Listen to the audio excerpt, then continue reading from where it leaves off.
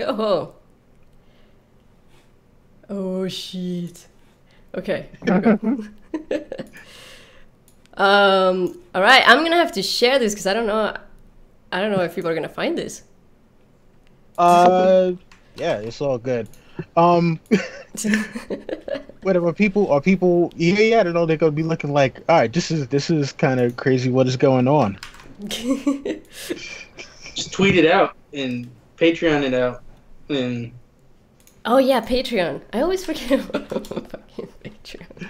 Oh, Dude. we should have done this hours ago. All right, well, I know people are probably looking like, all right, what the hell is going on right now?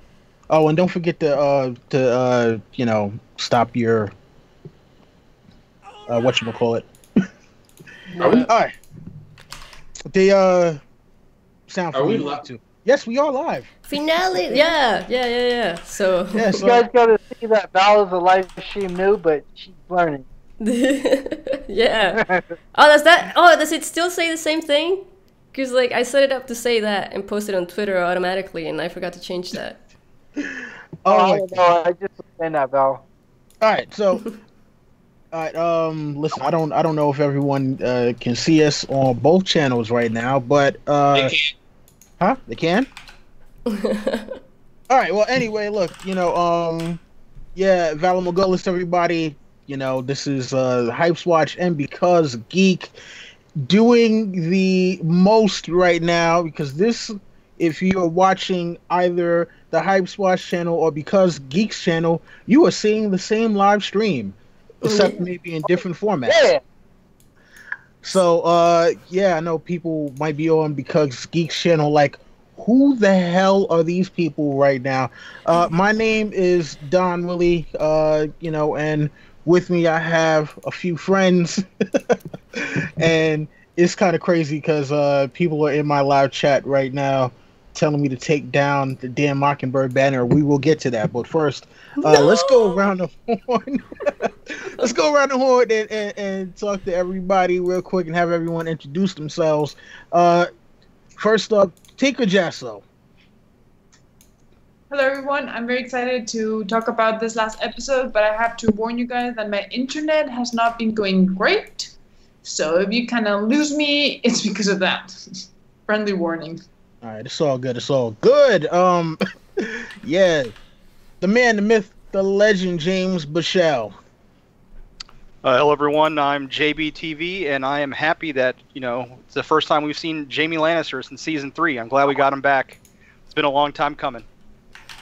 All right, the ladies' man himself, Sir LT Giles.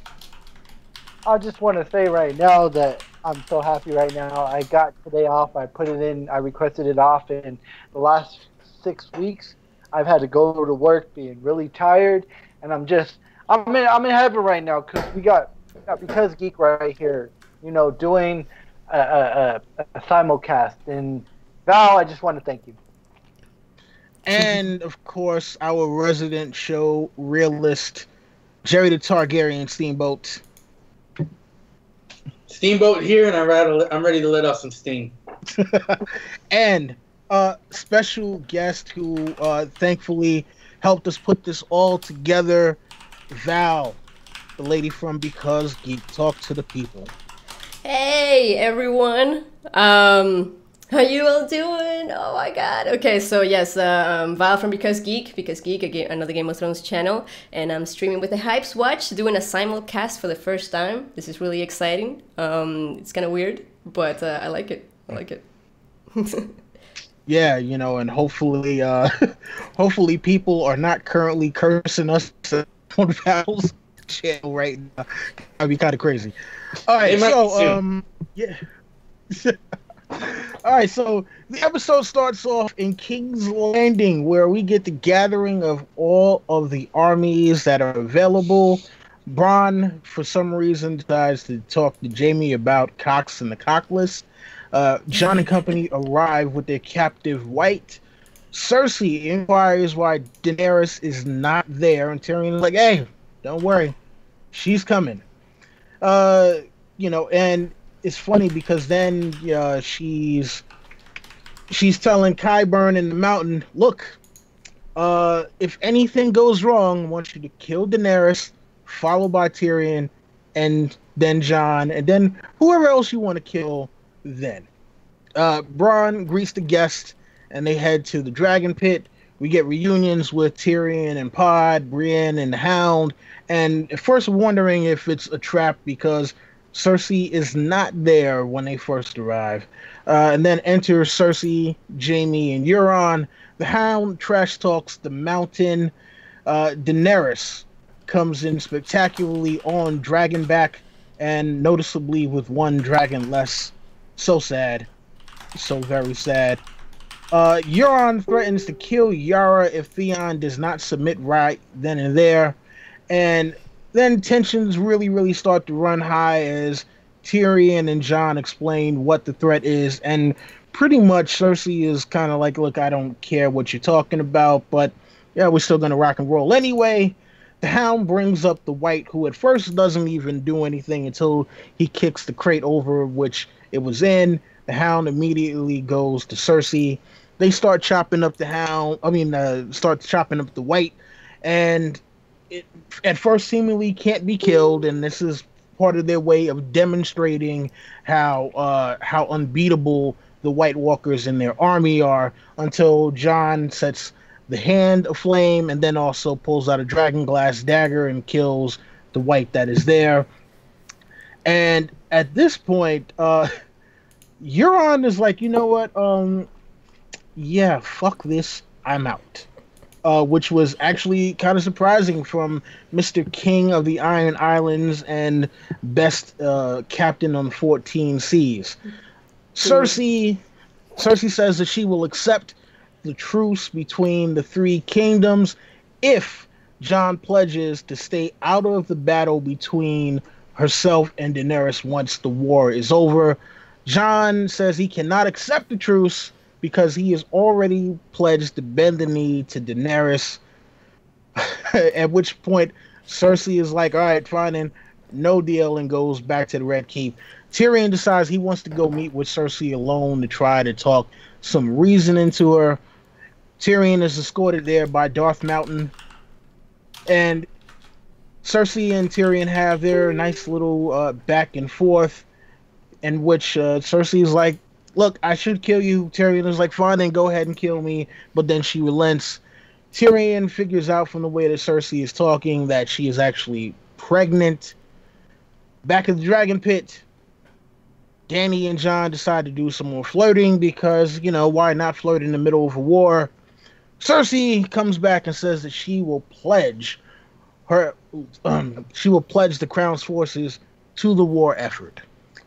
So that was the longest scene that we had.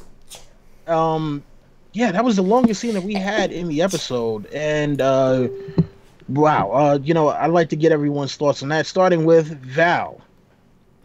On the whole episode, like just in general? No, the beginning, the whole Dragon Pit thing, the parlay.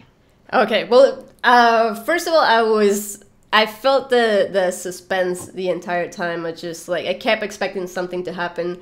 I kept expecting Cersei to, lay her traps and do something. But, of course, since the last episode, I got used to that feeling, and I was kind of expecting that nothing to happen at the same time. Because of the last episode, it was the same thing. Like, they make you feel something, and then they just don't deliver on that. So, I was very torn the entire time, but I enjoyed it. I really enjoyed the talk between Brienne and the Hound. That was really cute. Talking about Arya. I really enjoyed the Bronn and Tyrion. Holy crap! But where the hell did he take Patrick? What was that all about? That looked so suspicious. Yeah, but like, I don't know. Everyone was like looking at them like, what's going on? So yeah, I mean, I liked it. I thought Daenerys' entrance was pretty cool. I mean, we talked about that as a prediction earlier on, and I was really happy to see it. It was pretty badass. Okay, Tinker? The parlay is currently one of the things that I remember the least from the entire episode. But I've got to admit that I was surprised. It went completely not how I expected it to be. I expected something like Val said. I expected Cersei to have some traps, or it kind of like went like way too easy. Even if a moment they left, but then they came back, and the whole tension thing. I was like, it still went a bit too easy. But I've got to admit, when she was like, "Where is Daenerys?" I'm like, she's going to her dragon. She's going to make like a fantastic entrance, and it did not disappoint. Like, one of the things that this show has not disappointed have been the dragons. They have given me the dragon action that I wanted. So that was awesome. I really loved, I was like the Hound and Brienne. I'm like, what's going to happen with these two characters, when they meet again? And I actually kind of really liked it. I liked the reunions that happened. Also, Podrick with Tyrion. I liked it because Podrick had been so loyal to Tyrion, and Tyrion really cared about Podrick, and it was not certain that either one of them would survive to see each other again. And seeing them again together, how fond and how much the other cared about each other, it was really nice. And it was nice to see another scene between Cersei and Tyrion, because both of the actors are just so great.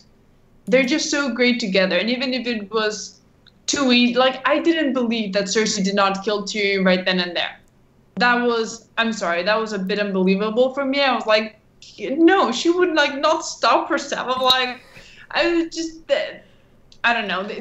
You also have to take into account that they've kind of changed her character a bit. But even Cersei, like 3 episodes ago, would have killed Tyrion without a doubt. But I was like, oh, I'll let it pass because she was really freaked out by the White, and oh my god, I loved how it like jumped towards her, and the Hound had to like get the chain backwards so it wouldn't like in her face.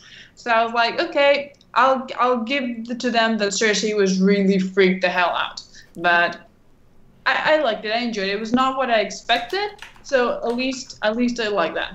It wasn't expected. Okay, James.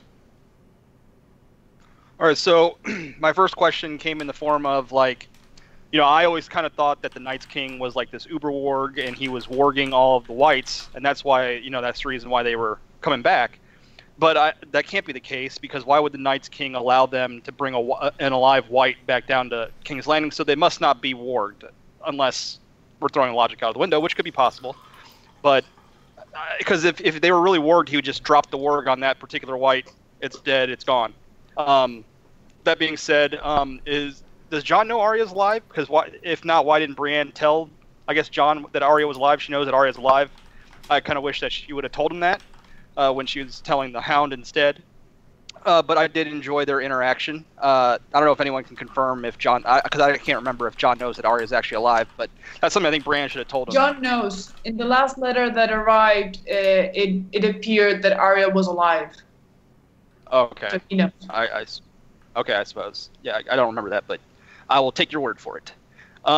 Brienne, I did enjoy Brienne and Hound scene. It was a good callback. It shows that the Hound has evolved.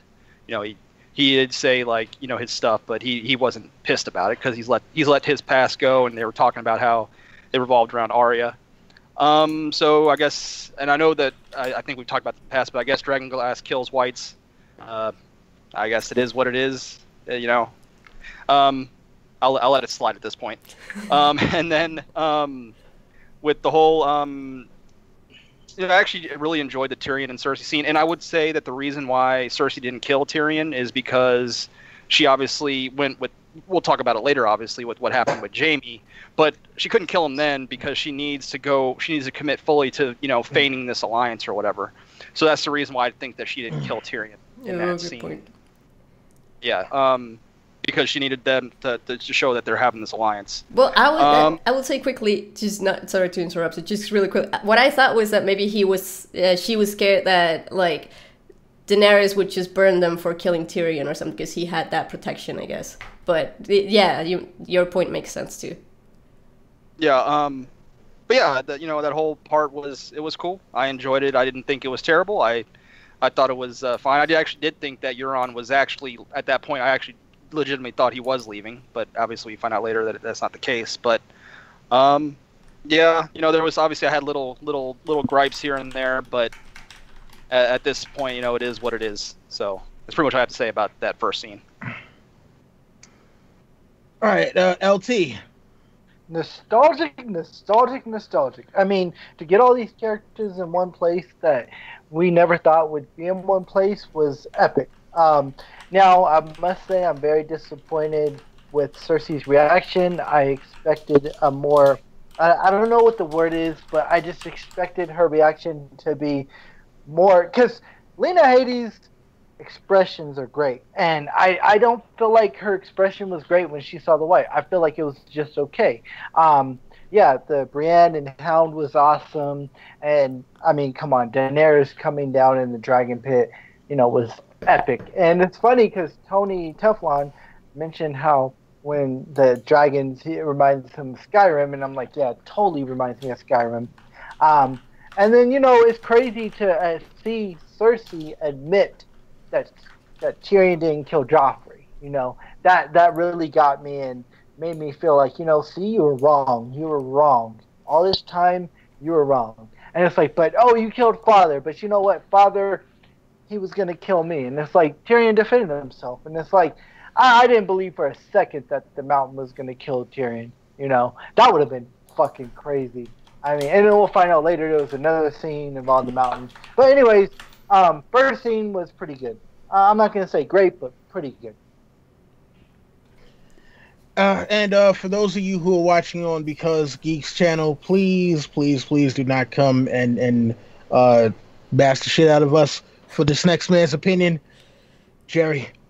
Don't take Jerry seriously. All right, so first thing, we got Bronn jokes. He's joking about the Unsullied. Man, he really takes an elite army pretty lightly. I mean, yeah, they got no wanks, but they could kick the shit out of Book Bronn. Maybe Show Bronn might have some moves, but anyone could kick the shit out of him. And let's see, damn, Dany, I guess she's down to only 5 ships. Euron's really fucking put a finger in that bum on there. But, wow.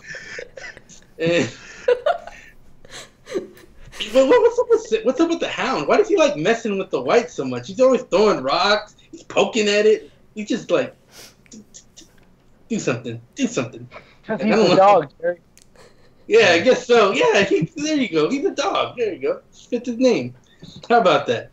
Man, I mean, before the Hound and Brienne looked all chummy, man, they were giving each other some ugly looks. I mean, I'm assuming it was because the Hound is probably mad that Brienne's getting all this undeserved credit about beating him, and he's like, "You're just a criminal."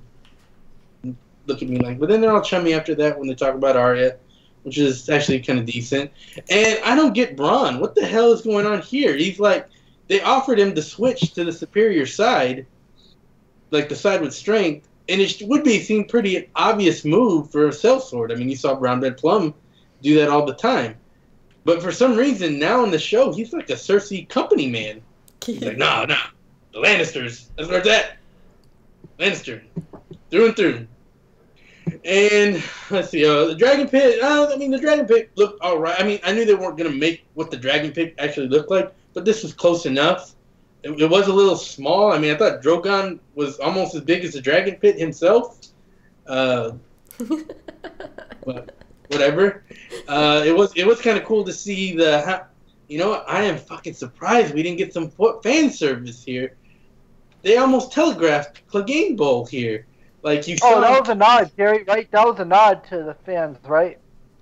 I don't know what it was a nod to, because, I mean, they came up and started talking, and, everyone was like, that's what I'm talking about. A fucking showdown, So, yeah, and then Dany comes in. She should have had her own, like, WWE WrestleMania entrance, fireworks coming on with the fanfare that she was coming. It was pretty cool. I thought it was weird that Cersei was complaining. She's like, we've been waiting here for some time. 80 seconds. Like, okay. Whatever. And then, what the hell? She's all trying to joke about the undead, and she's got, like, a fucking undead guy right next to her. Like, she's like, oh, you silly people believing in the undead. Yes, you silly people. Yeah, that one's just not disciplined well. Yeah. So yeah, dragon glass kills the white. You know, I actually don't have a problem with that. Yes, the dragon glass does break every time they try and stab whites in the books, but I think that's more because it hits their armor. If it would actually hit their skin, I think it probably would kill them, in my opinion. But we'll see. Because in the books, the whites are generally, they're generally converted Night's Watch guys, so they're wearing armor. So I think that's why it breaks in the books. Although, what the hell? They're saying John. They asked Euron's like, can they swim? John's like, no. I'm like, well, they can't swim. How the fuck did they get Viserion out? How did that happen? They didn't know about miraculously Viserion. appeared. No, they sink. They sink. They can. Well, yeah. Yeah, like, come on, guys. You're not only you're going beyond. You're contradicting yourself from the last episode. Like, and this is just the first scene of the next episode. Like, come on. Oh, whatever. But yeah, here's the thing I don't get about Jon. I don't mind that he kept, his word. That's actually a good thing. What I don't get is why he didn't ask Daenerys. Like, if Daenerys is his boss, why didn't he just defer to her? Like, I'm going to fight for you. If you want me out, you have to say it. And I don't get why Daenerys is like, no, we'll just sit him out for this one. Okay. No, Jon, you sit out. And then you make the deal. I don't know why anyone didn't think about that. Like, it's like they don't understand negotiations, which makes me understand. Because she wouldn't have believed Dany. She was asking Jon because she recognized him as the son of Ned Stark. Well, she that's felt fine. that Ned Stark was stupidly honorable. But if Dany says get out, and Jon's like, okay, my queen says I'm going to stand down, I'm going to stand down. There's his word. Boom, you're done. Yeah, but then Dany would have said, you're back. He would have come back. Well, he couldn't break the word. It's because Cersei they need says tension. that she doesn't trust Dany. That's a weak excuse. Weak. You know how the show watchers work. They need tension. That's why. Yeah, we know that. And Cersei's fucking stupid to begin with. Like, I don't know what she's thinking. Does she not know? Has she not watched The Walking Dead? Like, all you have to do is see, like, when people, like, if the North loses, that means the North gets converted to undead, and that's an even bigger army to deal with. So I don't know what she's thinking.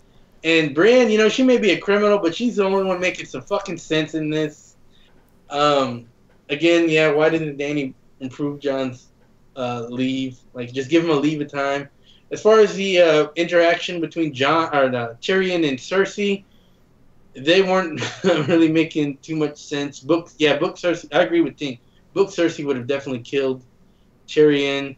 And I thought it was kind of weird that she's making a joke. Like, she's like, "Oh, poor little Tyrion. Our dad tried to kill you." Like, that's kind of serious. Like, trying to kill someone's a little bit serious. Like, that's something you joke about. But apparently Tyrion could tell pregnancy from just rubbing her tummy.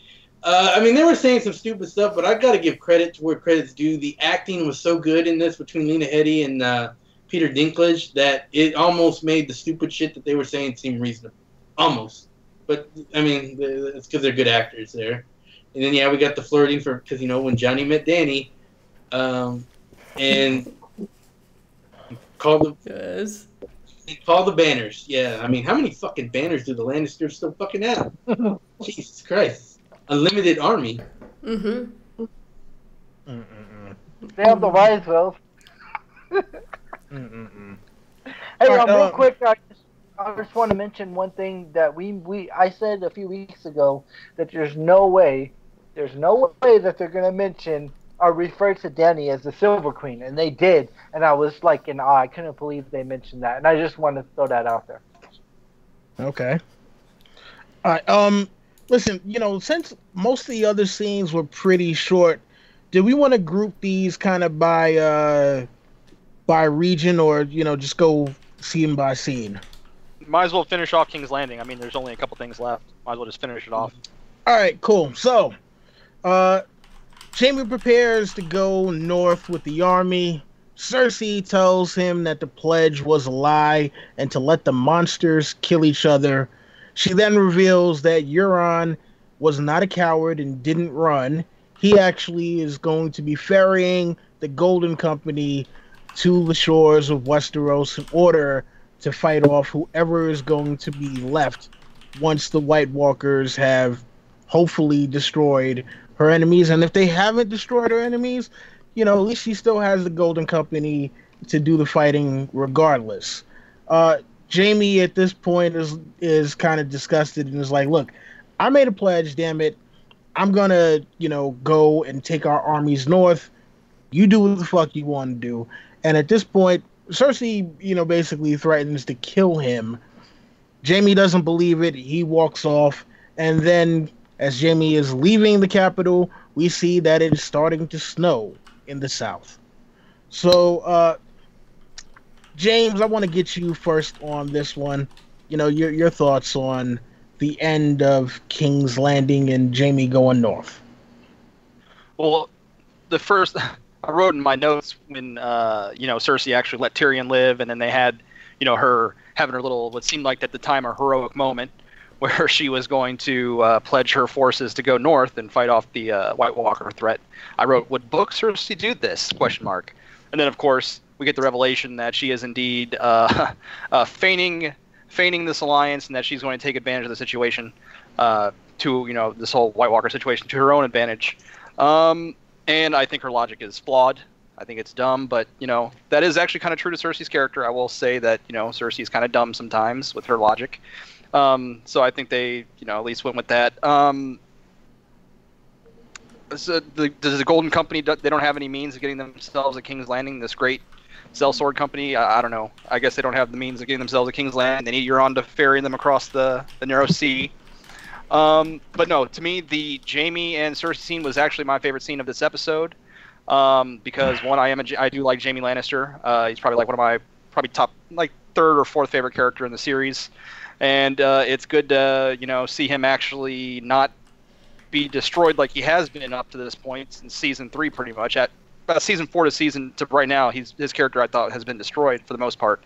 And it's good to finally see him. I believe this is a final separation because he had a look of shock when Cersei was actually threatening to have him killed, and I forget the exact line he said, but it pretty much said that this is over. I can't believe you're doing this, or something along those lines. And along with the music, I thought was perfect in that situation. Of course, one thing you can't fault Game of Thrones on is the music. Ramin Djawadi has always done great with the music.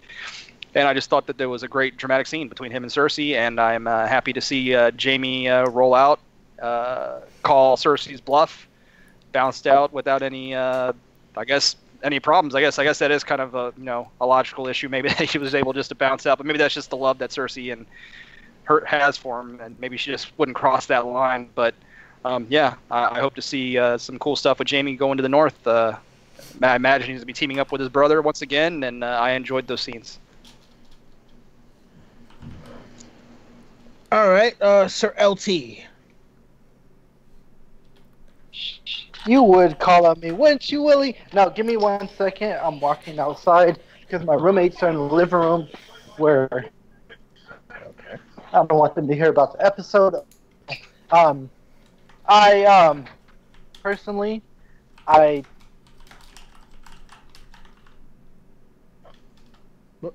Should I come back to you? Because I'll tell you something. I personally fell... No, I'm good. Can you guys hear me? Yes. Oh? Okay. I personally have liked the Jaime Lannister character ever since he saved Brienne in the bear pit, and I'm happy that, Jaime sees that Cersei is mad, dude. She's full of shit. And it's like, she doesn't see the situation. I told Don the Kraken Wit when I met him almost 4 years ago that when the end of the winds of winter start, whoever sits on the Iron Throne don't mean shit. Doesn't mean shit. Because you know what? They need to defend Westeros from the others, and Jaime, and it's like, it's too bad that Cersei wants to feel this way, because you know what, over. and then it's all over. Okay.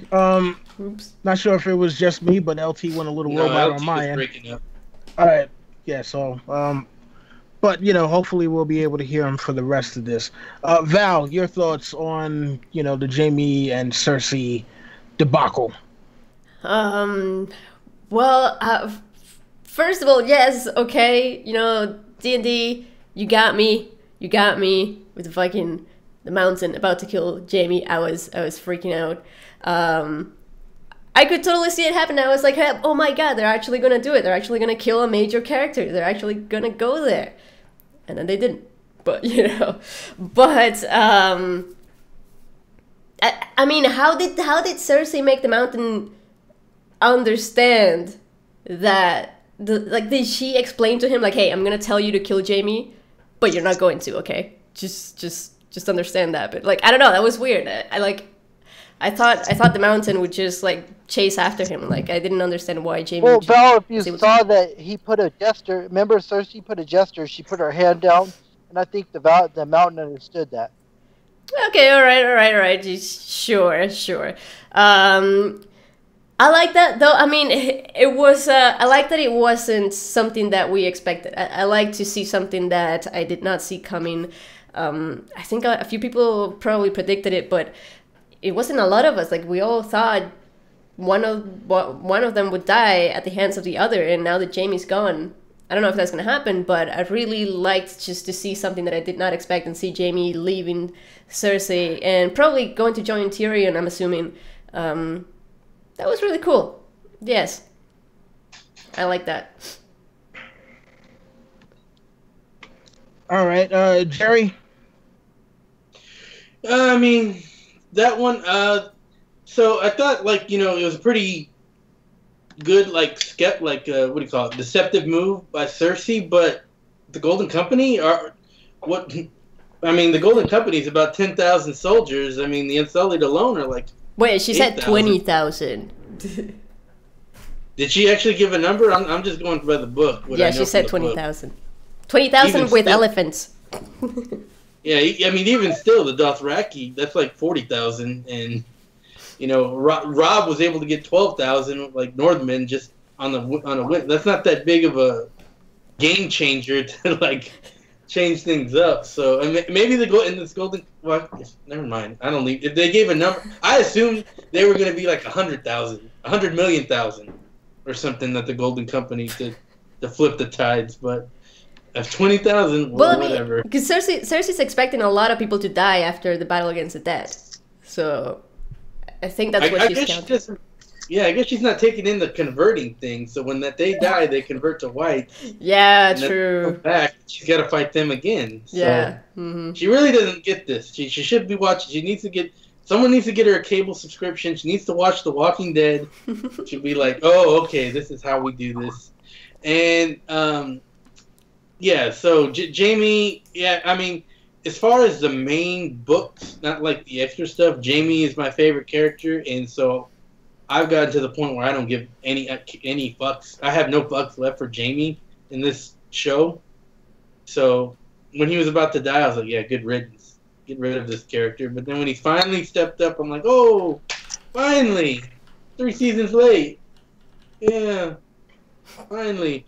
And is he just going there by himself? He's not bringing any men? Jerry, did you really believe, though, that Cersei could kill him? I didn't. I don't know. She's kind of crazy. I believed it. I don't know. She's in the book. She's crazy enough to kill him. So I never know when they're gonna take a plot point from the book and just ham-fist it into the show. So you never know. That's really all I have to say about that. It would have been nice if we got some men to go with them. But I mean, I think the implication is. I was thinking that the implication was that he actually did take some men with him. We just, didn't get to see it on screen. Nah, he's a one-man. He's a one-man, one-hand army. I mean, we'll see what happens with that. I mean, but damn, that would be kind of crazy because, where was Bronn? Bronn has been his right hand for this time, and it's just kind of crazy for him to ride off on his own. And did anyone notice he actually did not have on any Lannister paraphernalia at all? Yeah, he had some like Yeah. leathers. That's it. He Yeah, looked he didn't really have good. He didn't Yeah. have armor. He just had he had leathers. Remember he had Lannister armor on the beginning of the episode, and I was like, he must have cleaned it really good because it looked clean. It didn't even look like armor. It looked like boiled leather or something. No, I'm talking about before. Like, Oh. when, he Oh, had yeah, that yeah. same armor on, and he must have got it really cleaned, really good because it looked like shiny or whatever. Yeah, Well, because he went in the He river. went into the river. In yeah. the lake, yeah, in the lake. Yes. But yeah, I thought he Alright, looked amazing and- with his new clothes. Like he looked so badass, like a like a rogue type of guy. I like it. Yeah. Tinker, your thoughts on the Cersei and Jaime thing? This is a bit embarrassing to admit, but that is the only scenes that I completely missed. It's embarrassing to admit also how it happened.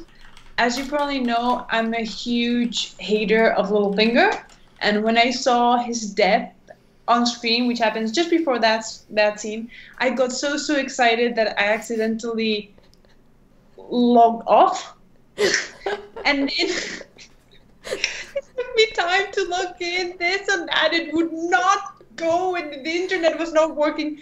And by the time that I managed to log in, I just saw Jaime Lannister riding off, and I'm like, shit, what did I miss?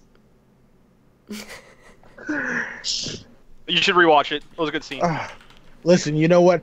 That's what you get for, wanting the Mockingbird dead so damn bad. All right? That's what you get. Now you got to go back and rewatch. It's very embarrassing to admit, but it's just, I haven't seen it. I got so excited. I was like, yeah, and suddenly I clicked up. I was like, what happened? Where is it? I tried to log in, and it wouldn't load, and it wouldn't this, and it would that, and I completely missed it. Oh man. All right. Well, I guess we're moving on to the next topic. All right. So we'll go to one of the shorter scenes that doesn't have anything else to it, and that is Dragonstone. Dany and Jon make plans to sail north. Theon speaks to Jon about always wanting to do the right thing and being conflicted as to whether he was a Greyjoy or a Stark. Theon then tries to convince the other Ironborn that are left that, you know what, we gotta go save Yara. And first he is catching an ass beating until he figures out that sometimes having no balls actually comes in handy, especially when someone is trying to knee you in them repeatedly. And we catch that glimpse of him in the trailer kind of collapsing on the beach, to which it looked at first, like out of context, it looks like he was crying or something, but no, he was just washing the blood off his face. So, man, having no balls comes in handy when it comes to that kind of fighting, but I don't ever want to know what that's like. LT, we're going to start off with you. Yeah, it's crazy because I thought that, maybe Ramsay just took his cock, but he took his balls too. Because I'll tell you from experience, I was kneed in the balls one time by a girl, and I'll tell you completely, I was completely innocent. The girl thought I cheated on her, and she kneed me in the balls, and that shit fucking hurt. And I fucking was, okay, but let's get past that. But anyways, I want to say in Tony's face, because Tony hates Theon. He hates him big time.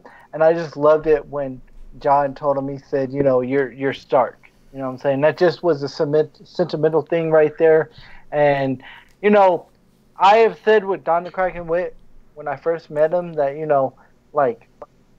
Theon is part of the family. I don't care what he did. I know what he did. But Theon, even Bran in the books, he says Theon. Because you know what? I know what Theon did, but Theon is... I got the thing that Theon grew up with them and he loves them. Regardless. Okay. But, I'm just happy. Because you know what? I think next season we'll see Theon save Yara or whatever. And whatever. It is what it is.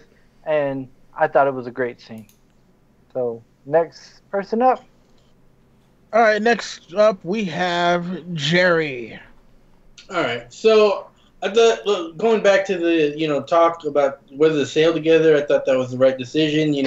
Look united. Between Dany and Jon, that easy decision. I don't know what the fuck Jorah was thinking. He's like, "Come on, your dragon." I'm like, "What, idiot?" Anyways, so this whole Theon thing. This was actually some. This is probably the best stuff of the whole episode. Actually, this is some mostly good stuff. Jon, as stupid as he sometimes comes off with, and he made mention of some of the dumb things he's done. I like how they said, "Yeah, I'm dumb, but I'm not Theon dumb." I thought that was good. I thought, Jon mostly made much sense. The only thing he really kind of left out was when, Theon was in a real tough situation. It doesn't make what he did was right. But when he was put in a situation where you could not be both Stark and Greyjoy, as they were diametrically opposite at that time. So, I mean, they could have done a little bit better acknowledging that. Maybe he said, "I forgive you," because you couldn't be Stark. All you wanted to be was Stark and Greyjoy, and you couldn't be there, but now you can be, so now, maybe something like that. That fight, I get it. It was all symbolism. It thematically makes sense. It was pretty good. But goddamn, was it cheesy as hell. That thing. And not only did they do 2 knees to the ball, they did multiple ones. They only really needed to do 1. Come on. But yeah, I mean, other than that, I really liked, at least thematically, where they were taking Theon. It could have been a little bit better, but I thought it was good. Jerry, I'm impressed with you. I'm really impressed with you. I thought you were gonna talk bad about this scene. Jerry, you're the fucking man. Woo! All right, Tinker. I'm not a huge Theon fan, at all. I wasn't a fan before he did what he did, and I was even less a fan after everything he did. So the only thing that I actually liked about this is the fact that I still have hope that we'll see Asha or Yara as she is in the show. She's the only Greyjoy that I like, both in the show and in the books. And I was so freaking pissed off when she was taken in the second episode, I think it was. I'm like, really? That's all I'm gonna see of her, except just bloody chained? I was not pleased. So I was, this, and he bloody owes her. Come on, she came to rescue him, as he mentioned. She later fought for him to come back to himself, and he just abandoned her there. Come on, Theon, if you want to redeem yourself, you have to at least try to rescue your sister. And yeah, the whole planning thing to go to the north and all that. Yeah, Jorah is just. You clearly see who won there. Jon is clearly winning over Jorah, as we clearly see later on in the episode. But yeah, I don't think her appearing on top of a dragon would be the best way to earn yourself, the trust of the Northerners.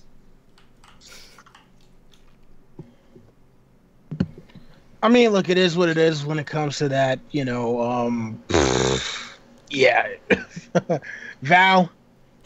Okay, well, first of all, I want to give Abraham, or Abraham. He loves it when I name butcher him. You need to take a shot for this. I hope you have some alcohol. Yes, Abraham. Take a shot, Abraham. But if it's in Spanish, it's Abraham. If it's in Spanish. Okay. Anyways, so okay, what did I think about the Theon scene? Theon and Jon. Is that what we're talking about? Well, the whole Theon sequence, and then I guess also the little the debate that they had before, everything on Dragonstone. Oh, okay. Okay, so first of all, for Theon, you guys already said a lot of the things that I was thinking about. The one parallel I noticed was that Jon was telling him, how he can be a Greyjoy and a Stark at the same time, and it just made me think of how Jon himself is 2 separate things, because we keep asking ourselves, what should we call Jon? Is he a Targaryen or a Stark? And it was kind of funny to see that him telling Theon that when Jon himself can be both 2 things too. He can be a Targaryen and a Stark. I saw it as a bit of a nod to the fans as well. And it was really satisfying to see Jon finally forgiven Theon for what he did. I feel like it is time for Theon to finally redeem himself. I did really like how he's going for it with trying to save his sister. Although the one thing about the fight, though, like, I mean, it was a bit cheesy. It was a bit cheesy that he got kicked in the balls, in the non-existent balls, and I was thinking to myself, like, I can't believe they actually did this. But this is just so David and Dan. And then when he went back to hit the other guy back, the other guy got knocked out so easily. How? He was huge. Because he's leveling up. Symbolism. Like, this is Theon incrementally getting stronger. Oh, okay. So the next fight, it may not make it doesn't make logical sense, but it's thematic. Let's get. Right. So yeah, the next Super Saiyan level, we just didn't see the spiky hair thing. It's like Little Mac in Punch Out. You just go on to the next bigger guy. You go up to. Right. Or maybe he just hit the guy right in the proper spot, like what are those things called? Like your temple. Not your temple, but like you've got some like points that if you just touch it like really softly. Pressure points. Yeah, like a pressure point or something. I don't know. I was trying to find an explanation for it, but yeah. So I mean, it was okay. I wasn't extremely happy with that scene, but I'm happy for Theon, and I again they keep bringing up the fact that Dany can get a freaking arrow or a crossbow thing through her chest. Like it has been the most repeated line in the entire season, and I keep saying that it's foreshadowing something. I don't know. I mean, is Dany gonna really get stabbed in the chest at one point? I mean, they just keep bringing it up, and I can't. I know, Nisa, right? Okay, I know. Why just don't they give her armor? Because they can't wear the dresses. Oh, right. I mean, yeah, I don't know. They could figure out some technology to add some like Valyrian steel into her dresses. That'd be cool. But anyways, magic. No, the other thing that I wanted to say was that I don't think, you know what? I have very little hope that David and Dan know about the Nisa thing. I think that if Dany is supposed to sacrifice herself or get stabbed in the chest, that's something that if it's supposed to be a big thing in the end in the books, that's something that George R. R. Martin would have communicated to David and Dan. And they don't necessarily have to know about Nisa as long as George R. R. Martin told them, hey, it's important that Dany gets stabbed in the chest in the end of this whole thing. So exactly, agree 100%. Yeah, so that's why they would do it. I liked a connection that one of my subscribers did between Nisa and Misa. It was like, Dany's called Misa, it has been called Nisa, and then it's kind of close, but it's kind of cool. But yeah, other than that, I'm excited to see Dany in the North next season, and I think she's gonna get along great with Arya. Yeah, I think that's it. I think that's all I have to say. Sir James. Yeah, Mr. James Michelle. Yeah, the thing with Nisa, it definitely won't be outwardly said that it's Nisa because the show has nixed so much prophecy that definitely won't be the case. That being said, yeah, the Jorah suggesting that Dany goes to White Harbor on a dragon by herself was pretty stupid, and I could maybe excuse it if it wasn't made by a Northerner, but Jorah Mormont's a fucking Northerner. He should know better, especially, only right now, only Sansa, we haven't seen her spread the word that Jon was coming with Dany up north. They know that information, but they haven't spread that as far as my knowledge. So if Wyman Manderley in White Harbor sees Dany without his king and she's rolling up on a dragon into White Harbor, he's gonna think, oh, she's conquering. So that was a pretty dumb plan by Jorah. I think we can all agree on that. To be fair, Wyman Manderley kind of looked like a bitch to Lyanna Mormont. I mean, imagine with Cersei and a dragon, he might shit his pants. Well, yeah, I know it was still kind of dumb, but the whole Jon and Theon thing. Okay, so I'm actually in the other spectrum when it comes to Theon. I actually like Theon, and it's because I put myself in his shoes, and you know, it's a hard situation to be in because you don't know what it's hard to understand what's going through his mind when you're in the situation where you're loyal to one family, but your actual family is on the other side. You know, yeah, what he did was shitty. But I can, I guess, empathize with the character, and I definitely sympathize with what he went through afterwards. And remember, he confessed. So we know that he's not bullshitting. He confessed to Ramsay at the time. He didn't know it was Ramsay, that he regretted all of the things he did on the show. So we know that he's regretful for what he did. So I sympathize with him, especially the things he went through. And it's good to see, you know, it's a natural arc when you have such a fall from grace. You definitely need a redemption, and we're in the midst of that, and it's good to see. I did write in my notes, I guess Ramsay took the beans along with the Frank, because I did not know that was the case. I thought maybe just the Frank was gone, but apparently the beans are too. So he is completely gelded, and it is what it is. And the fight was kind of cheesy, but it was still good to see him get some redemption, man up, and take that guy out, even though he was nameless Ironborn man number 4. But you know, it would be cool if he was someone special. But it would be cool if it was Conor McGregor, because they did say Conor McGregor was supposed to do a cameo as an Ironborn. I heard that too. And Theon's face is hilarious when he got kneed in the nuts, and he was like, "Nothing's happening." Well, here's the thing: they couldn't use Conor McGregor because McGregor already got whooped by Mayweather, so. Well, it would have worked out. It would have made sense. They should have brought Mayweather, and then Theon should have beat him. That would have been better. Fuck that guy. Fuck that guy. All right. So I guess we are done with Theon and all the stuff on Dragonstone.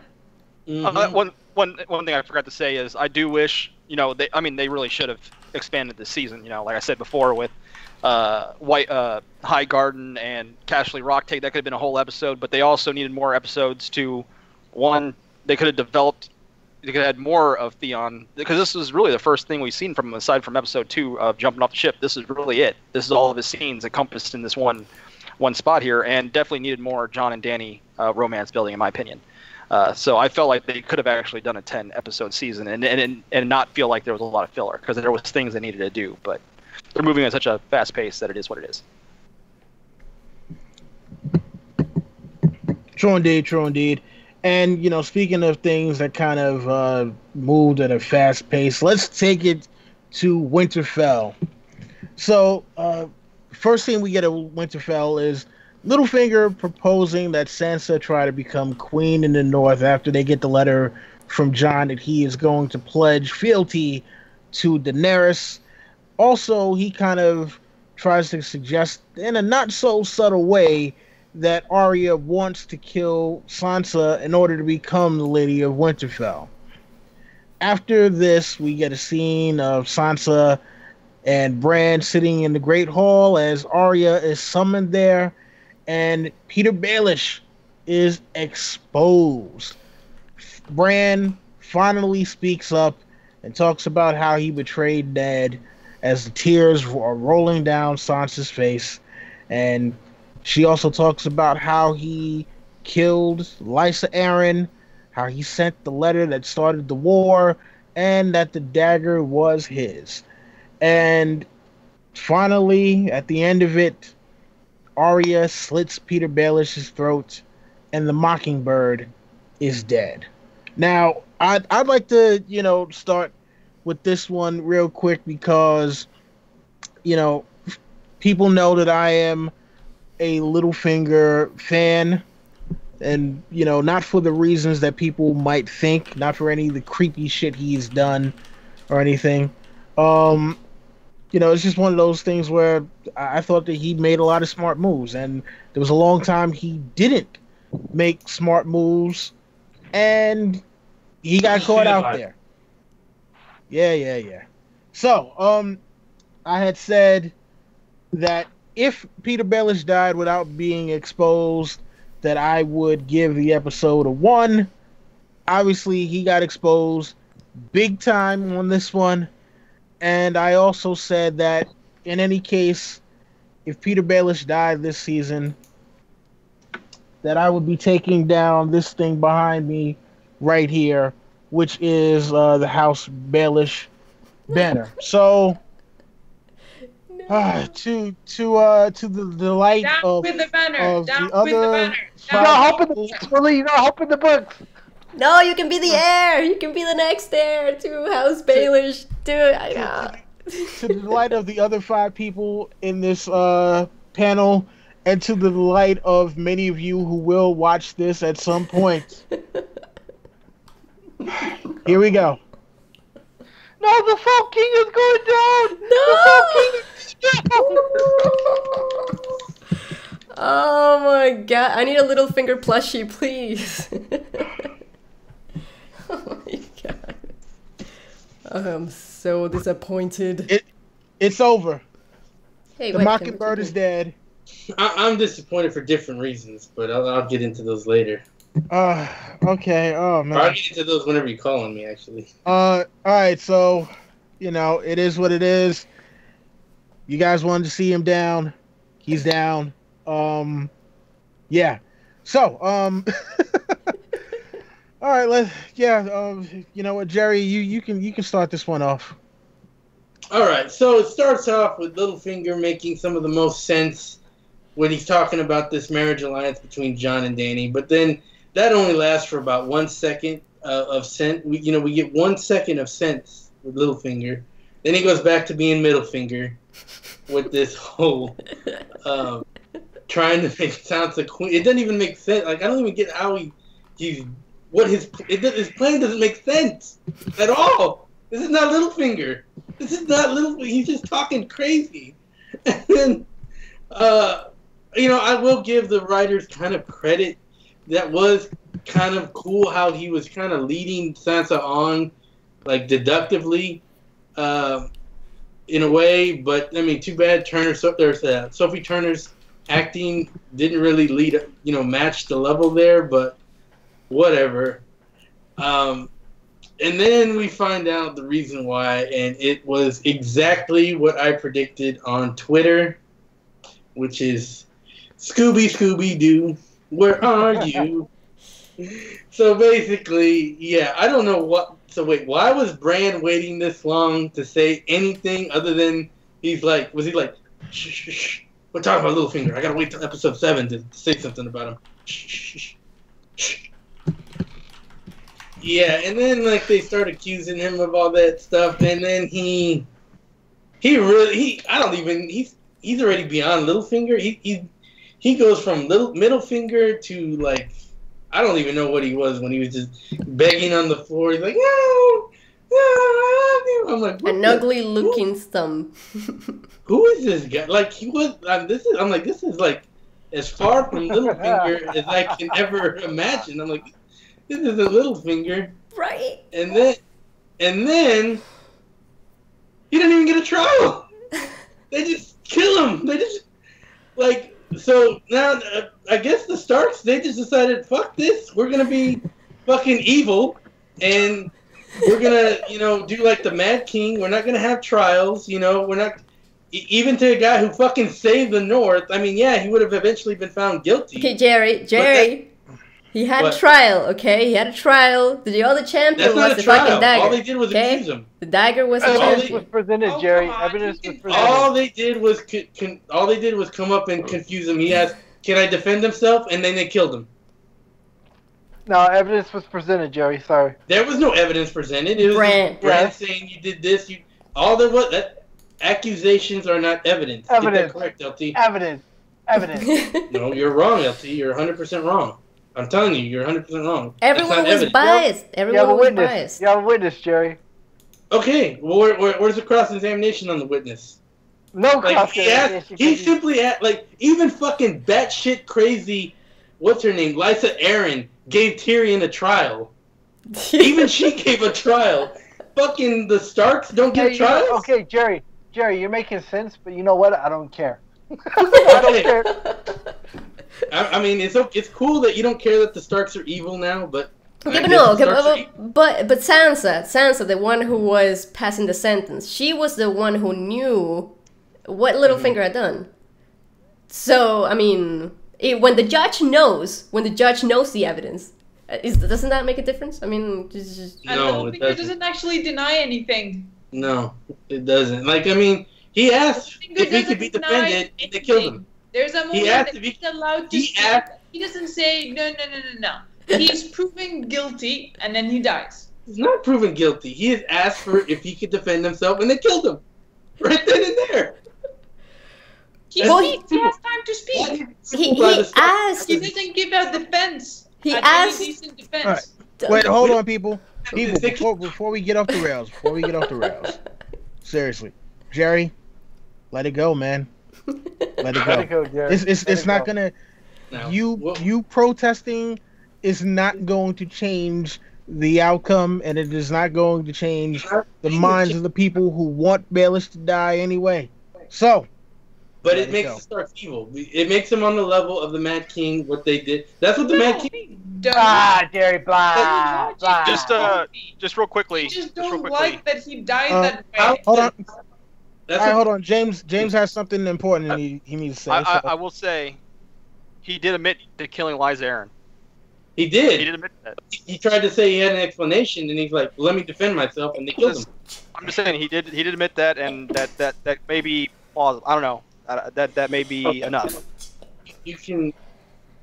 He didn't. He wasn't given a chance to defend himself. I mean, we all know he would have found guilty, but the fact that that law doesn't exist now in the North makes them evil. Starks are evil. No, they knew the whole truth. They No. even Why? and he doesn't have the time. He doesn't give any reasonable defense, and They didn't get him to kill them. he admitted This to is why killing Jerry's showing Liza it. Aaron. You cannot say he didn't have a reasonable defense because he asked for a defense and they killed him.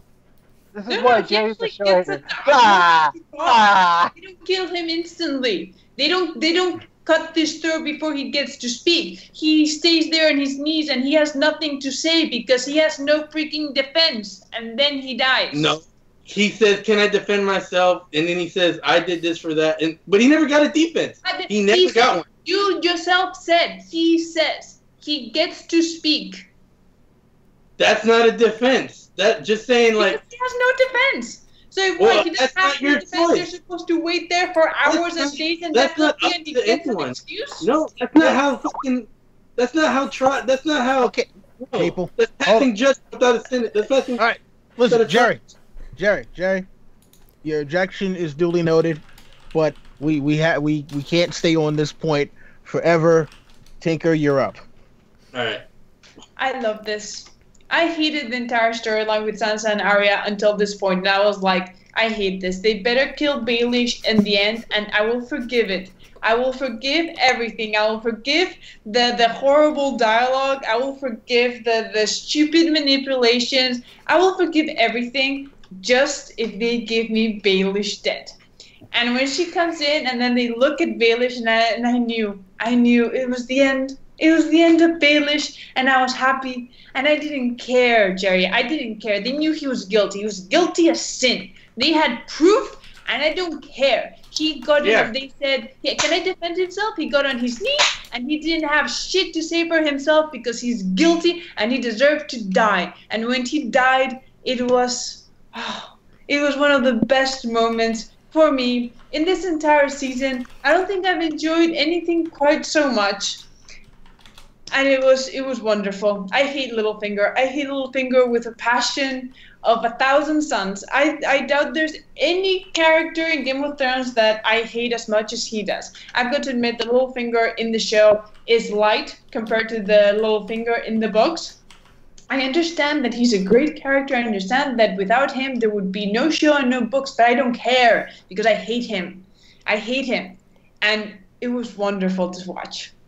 It was Well so said, Tank. Well I said. just want to on the record that Tinker said she does not care that a man was not given a fair trial. I There don't you go. know. I'm saying that I don't care how it happened. He had a fair trial. There we go. On the record. On the record. Okay, He all had right. a fair trial. Listen, He- I don't think He she had no did. excuse. all right, people. Seriously. Let's move along. You two are not going to agree on this point. Tinker's glad that he's dead, and it doesn't matter how. We get it. Jerry, you don't feel that Baelish got a fair trial? We get it. I think anyone who studied law doesn't have a fair trial. Okay, listen. Oh, come on. This is the bloody Middle Ages. There are no... You're putting rules, modern rules in ancient times. Even, okay, but I made a comparison. Liza Aaron, she gave more of a fair trial than he did. All right, listen. Guys, seriously. Let's not keep harping on this one, all right? We know where everyone stands. Now let's go to JB. All right, so yeah, I wrote in my notes, Littlefinger more like little bitch. But okay, aside from that, it was because of the crying scene that he did. He went on his knees and cried like a little bitch. I don't think anyone can deny that. Yeah, to me, I've been bringing it up this last couple episodes, is that we knew that this was all false tension. We knew how this was all going to end up. And it was false tension that they had between Arya and Sansa. And that, to me, that was the weakest part of the previous episode. So I guess, in the end, they were in on it together. I guess everyone just believes Bran. And yeah, I wasn't going to bring up that you actually don't need physical evidence. But I do recognize the fact that what they're doing, that the reason why there is no trial is due to how quickly that they're trying to move the show. That's the reason why there's no trial. And I can accept that. Now, my question I had was, I put, Baelish, why would you ask Jon Royce and the Knights of the Vale help after you admitted to killing Liza Aaron? To me, that was just a effort and futility. At that point, to me, he was a goner the second he said that, yeah, I did it to protect you, is what he said to Tilda Sons. I knew he was a goner at that point. And I thought that was kind of an effort and futility there, talking to Jon Royce. But, he's dead. It's a shame. I do like Baelish a lot in the books. And obviously, to me, it actually was pretty consistent with how his character's been portrayed in the show, that he would go out like this. So I'm actually fine with it, because I don't care if they're different from the books. I care about how consistent they are with their own storytelling. And hey, Littlefinger's been a fool this whole time on the show, and he was a fool here. And to me, it was a fitting end for him. So that's pretty much all I have to say for that. Wait, are we killing people for being fools? I got a long list right here. I got plenty of evidence, too. We put them on trial. Well, listen, they've killed off people who are fools before. See Ned Stark. Anyway, Sir L.T. Giles. I just want to say, Jerry can call me thirsty all he wants, but if you guys were paying attention, if the chat was paying attention, the smile that Tinker had and Val had when we were talking about this, they just looked so happy. But anyways, I just thought it was pathetic when Littlefinger started begging. I couldn't believe it. I did not think that he was going to beg for his life the way he did. That really was like, wow. I just didn't see it coming. I really did not see him begging for his life. But I'll tell you right now, this scene changed my rating for the episode, regardless. Because, yeah, this guy started everything.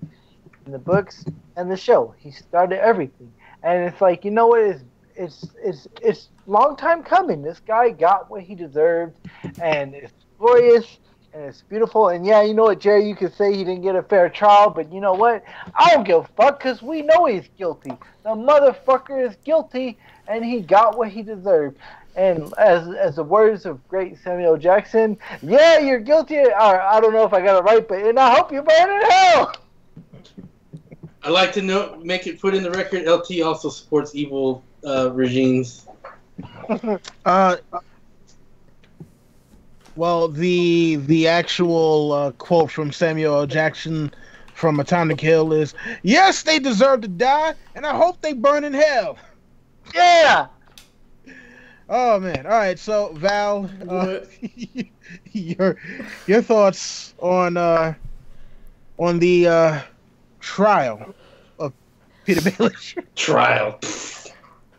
Okay, I feel like if anyone has watched any of my videos, you would probably already know how big of a fan I am of Littlefinger.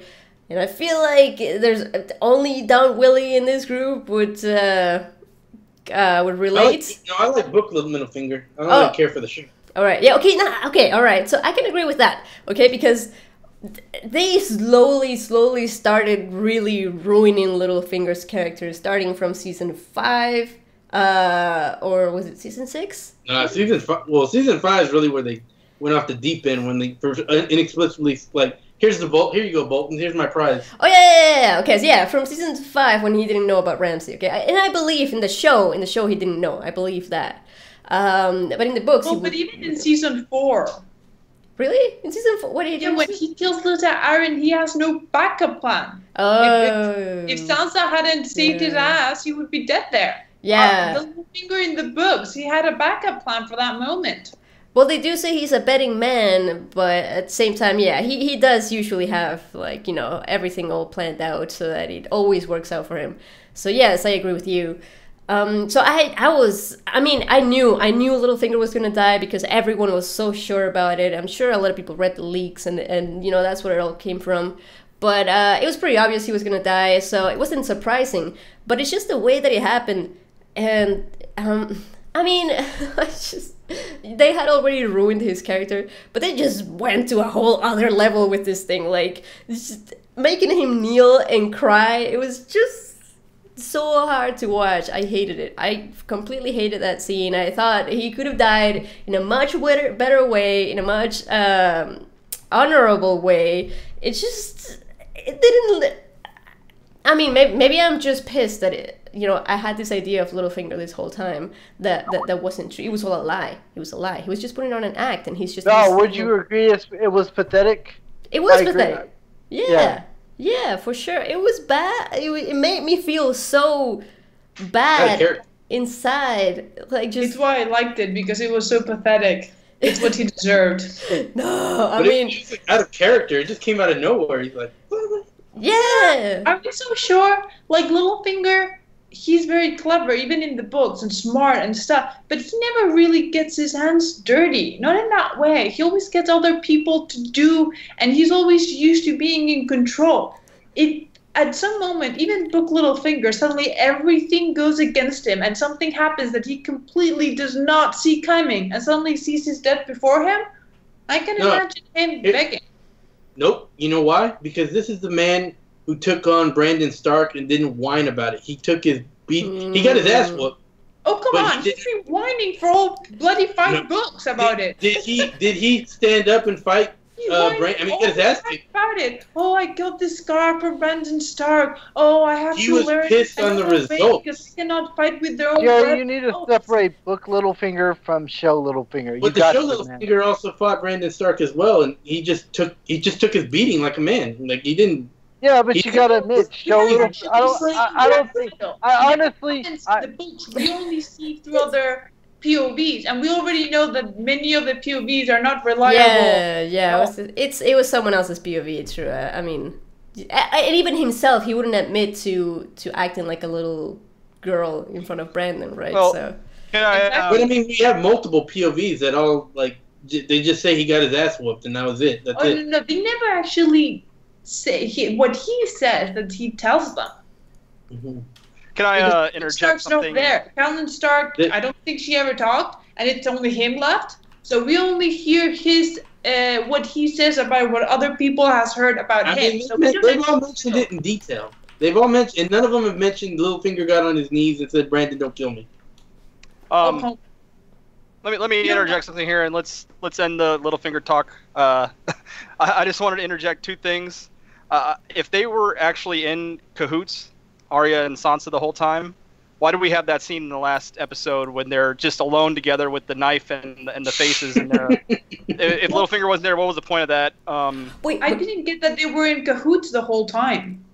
Wait, I think remember they kind when of she were. tells Littlefinger about what he told him, what he was teaching her, and she says, "I might learn slow, but eventually I do learn." And when she's thinking, I got that when she was thinking all that, she thought, well, wouldn't it make more sense if it was him that was actually playing me? And then from that, talk to Bran and talk to Arya. Well, I think we missed quite a lot because they wanted to surprise us, but that's what I got. And then the last thing I just wanted to say was I do think it narratively would have made more sense if Sansa was the one that actually plunged a dagger into him, but that's pretty much all I gotta say. I mean, I think I think Val has something. But...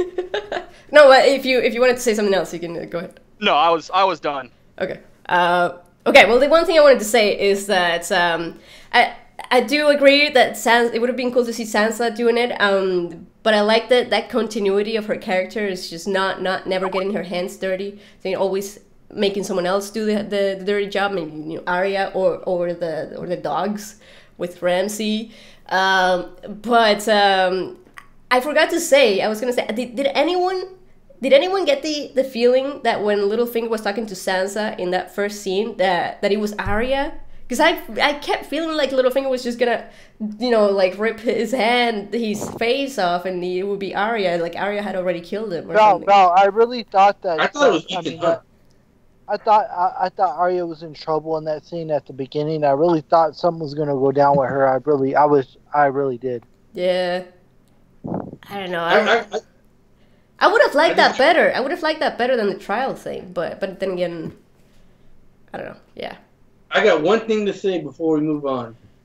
Now that Littlefinger's dead, they have fucked up so much by killing this guy because they are going to need teleporting travel to fight the Night King now more than ever.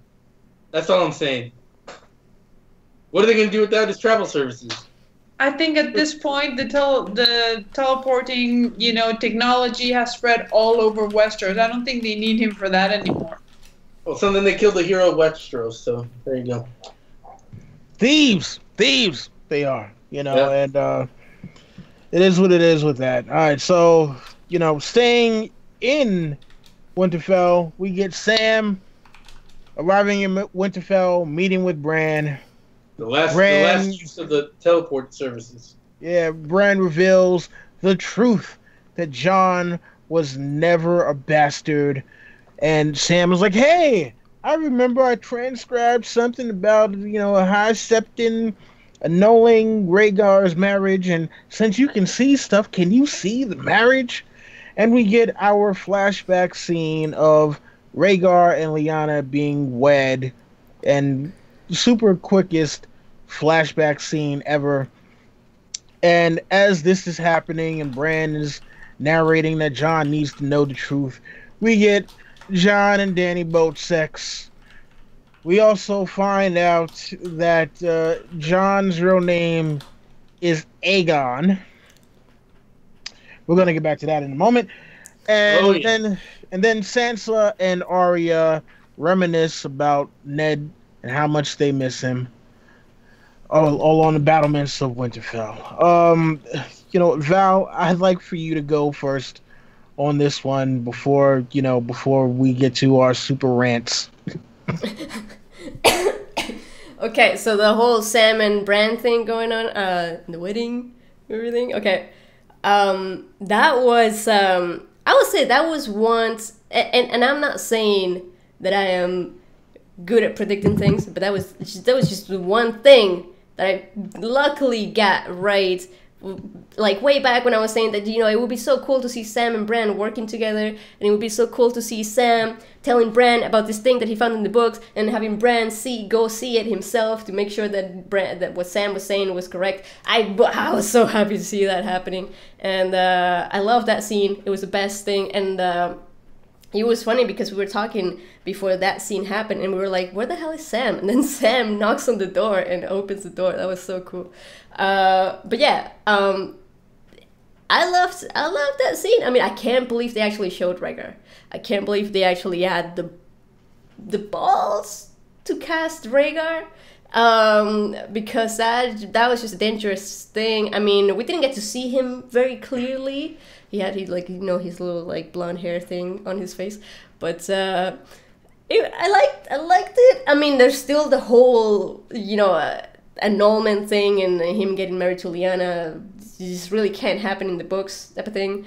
But in regards to the show, I really enjoyed that scene. It was cool to see it happening finally. The one thing that we wanted to see, the wedding and the confirmation. But I gotta admit, why did we have to see the boat sex with the Bran voiceover on that, making it so weird?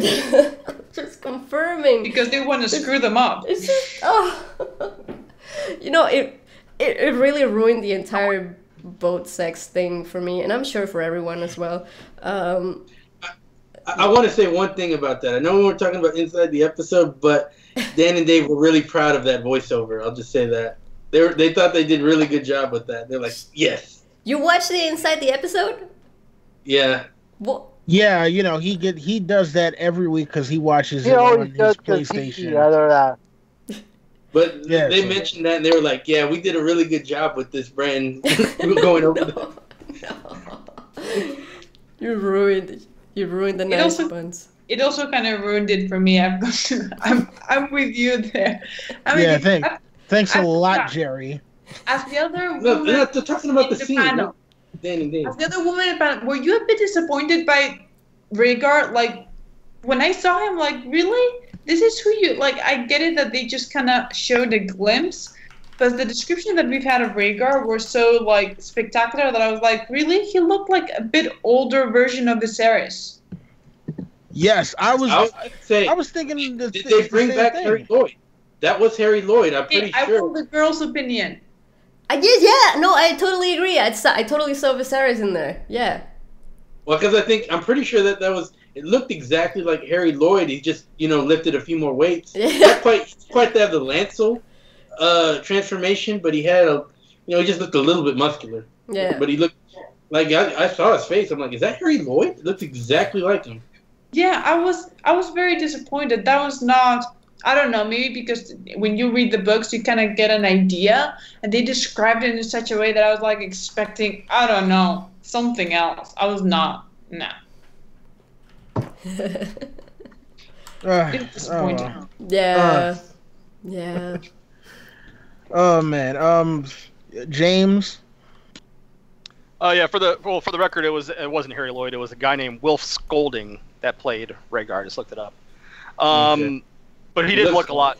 I mean, he did look a lot like, because I thought that I wrote in my notes Rhaegar looked a lot like Viserys. That's what I wrote in my notes. I mean, my biggest thing about this scene. Oh, first off, I'll give John Bradley props, the guy who plays Samuel, because he is a lot funnier than the book Samuel, and I will take that levity, I suppose. Yeah, I like the scene where Sam was like, "Oh, you saw him in a vision?" No, we know John's coming via letter. I like that. That was just a nice little funny touch they put in there. In terms, you look at the timeline. Okay, so we know obviously that Rhaegar's son Aegon, well, the one we know, died in King's Landing after Rhaegar died at the Trident at the sack of King's Landing. So that means Rhaegar named two sons Aegon? Or, well, I don't know. I guess maybe they're implying that maybe Lyanna went ahead and, I guess, used that name after Rhaegar was dead, I guess. But maybe if they planted together the name, that means that Rhaegar had two sons at the same time with the same name. I don't know how I feel about that. I said that too. I was like, is Rhaegar George Foreman? He names his son all the same names?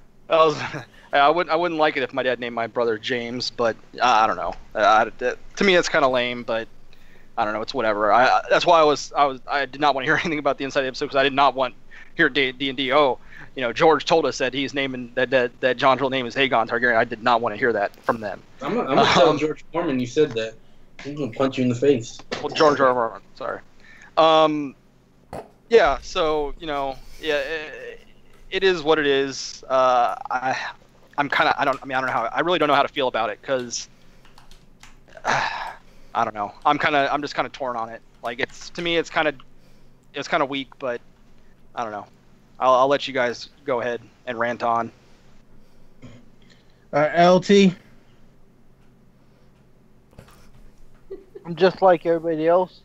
I am very distraught and disappointed that they named John Aegon. You know what I'm saying? It really pissed me off. You know what I'm saying? I just don't see that. But something that happens later in this episode, I'll tell you right now, when this happened, it changed my rating for the episode. But I did agree with you guys that I thought that this looked like Harry Lloyd, and I guess James revealed that it's not. But the thing I gotta say is, it is what it is. It was a short thing. I'm happy that Bran seemed like he had emotion, because throughout this whole season he looked like he had no emotion at all. But in the trial, he looked like he had emotion, whatever. And yeah, like I said, it is what it is, and let's move on. Yeah. Listen. Real quick. Before we move on from this, what Tinker did? Yeah, you spoke your piece on this whole thing, right? Well, I just had to say that the whole Aegon thing, I found that also very, very weird. So weird that I actually kind of forgot it until you guys reminded me of it because I found it really kind of jarring. It felt kind of like they forgot that they'd already mentioned that Rhaegar had a son that was named Aegon. And since they haven't done the whole Fagon storyline, they're like, well, we'll just force this in because, they're going to do the whole if he's Aegon Targaryen doing the whole conqueror name thing just to pit Jon against Dany, it just felt very forced and a way to kind of like screw on everyone who wants the Jon Dany thing to happen, which is why they were doing the voiceover. Like, oh yeah, you wanted this, well, screw you. That was kind of like what it felt like. Oh, you know what? Real quick, before we move on, so two things that bothered me about this. Obviously, John being named Aegon, absolutely ridiculous. There was already a son that Rhaegar had named Aegon. You can't even use the excuse of, oh well, he named him that because he died in childbirth, or he, didn't make it to be a year old, because you hear about stuff like that every now and then. Couldn't use that excuse. But the other thing that kind of got me was when Bran heard about John being born in the South, he was like, "Oh, his name isn't Snow, it's Sand." And I'm like, "Hey, genius! We already know that John was born in the South. It's not even a whole thing of, of where he was born. It was because everyone thought that his father was Ned Stark, which was the reason why his name was Snow, not because of where he was born." But whatever. We're gonna skip past the dumb shit right now. And How did Bran not know that though? Really, because Bran should have known all that. He should have. I mean, well, they already knew that he was born in the South. Remember, the whole story was that Ned had this baby during the war and brought him back to the North, and just that no one knew who the mom was because Ned wouldn't speak about it. So it was it's a whole thing of when Bran says, "Oh well, he was born in the South, so that means that his name isn't Snow, it's Sand." And I'm just like, really? Bless you, dude. Yeah, bless you. Didn't realize you would. I thought you were laughing, not sneezing. No, so I'm like, that didn't make any sense. Only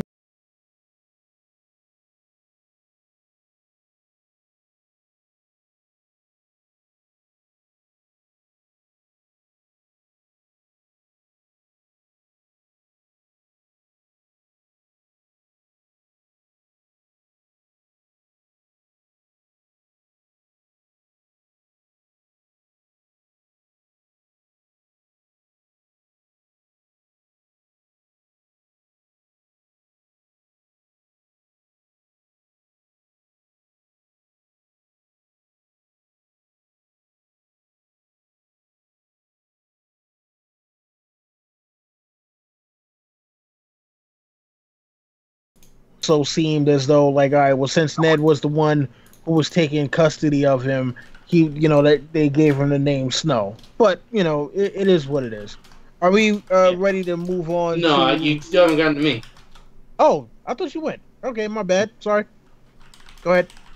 Okay, so what we have here is a High Septon doing a northern marriage. A High Septon with a name doing a northern marriage.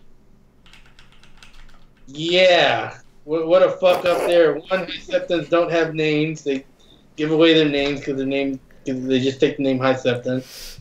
And why would a High Septon of the Faith of the Seven be doing a northern custom wedding?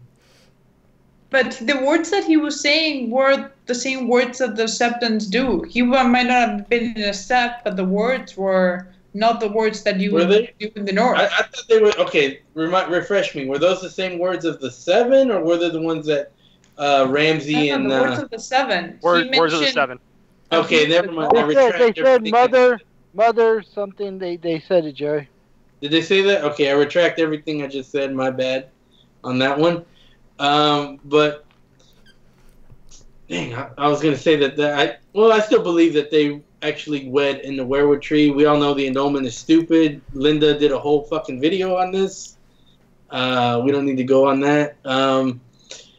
As far as the sex scene, well, you know, John, like, I mean, technically he's a fire. This is why Davos is the MVP of this episode, because John is a fire white according to George R. R. Martin, and it means his blood is not running. So technically, he shouldn't be able to have sex because he can't get the blood flowing. Enter Davos and the fermented crab. Davos is the ultimate wingman. There! Yes! Yes! It was the foreshadowing! It was there! It was there! Fermented crab for the win. Davos is awesome. Yes. Hashtag Davos is awesome. Hashtag Davos ultimate wingman. Well, if we're gonna talk Davos about is the sex scene, are we gonna go talk about the weird Tyrion sad face outside the hallway? I didn't even notice that, to be honest. But Wait, I Tyrion? saw that, but I didn't know what that was supposed to mean. Like, Are we talking about Tyrion? We're talking about Tyrion? Looking... one Look at thing that. I want to say before we get to Tyrion. What? Where can I buy my Rhaegar Targaryen grill? Someone- You're Oh, what? no. Wait, I didn't get the joke. It's the George. You ever heard of the George Foreman grill? Yes! The grill I guess. sells. okay. Man. All right, are we done with this? Can we move on We'll to the talk about long Tyrion. Tyrion! Tyrion, Because that all was weird. right, real quick on Tyrion, he's standing there looking sad because he's hearing sexy time go on in Dany's bedroom. Probably goes back to tell Jorah, hey, look, you know, this guy from the north, your king, he's boinking our queen right now. We wanted to do it, we didn't get to do it. Dario did it.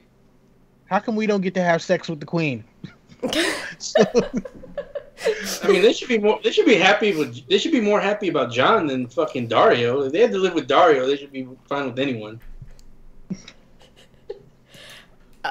True indeed, but yeah, any thoughts on this before we move on? Because we're starting to get deep into the woods now. Okay, wait. Let me tell you guys. Like, did you guys read or see the whole interview where Tyrion? Well, not Tyrion. Peter Dinklage was actually hinting at the fact that he would start to fall for Daenerys in this season, because that all came back to me when I was watching that scene. I was like, well, you know, that's totally Tyrion just being jealous of Jon. No, I didn't see that interview. When? Yeah, I did. I will admit that I didn't see it, but I heard it from another YouTuber, from Rawest. She was talking about that interview where Peter Dinklage said that he was going to start falling for Daenerys, and I mean, she wasn't happy about it. Well, none of us were happy about it, but I guess it started happening. I mean, I don't know. He's done so much for her, and he hasn't been around any other women for a long time, except maybe Missandei. But Missandei has, you know, maybe she's got a Grey Worm. But I don't know. I mean, it kind of makes sense. At the same time, you wouldn't want that to happen because it's for Tyrion, like Tyrion and Daenerys, it's just not a lot of chemistry. But then again, Daenerys is a really hot woman, and it could be difficult for men to be around her for that long without developing feelings, like Jorah. Well, if that's true, I wish they would have done some sort of hinting towards that whatsoever during the season, because this came out of nowhere. Yeah, I will agree with that. Yes. Yeah, because I thought for a second, I assumed it was Jorah at first. That actually would make narrative sense. Yes. But this kind of came out of nowhere to me, and I just thought it was kind of weird. And yeah, I guess we'll see the ramifications of that in season 8. I guess. Yeah.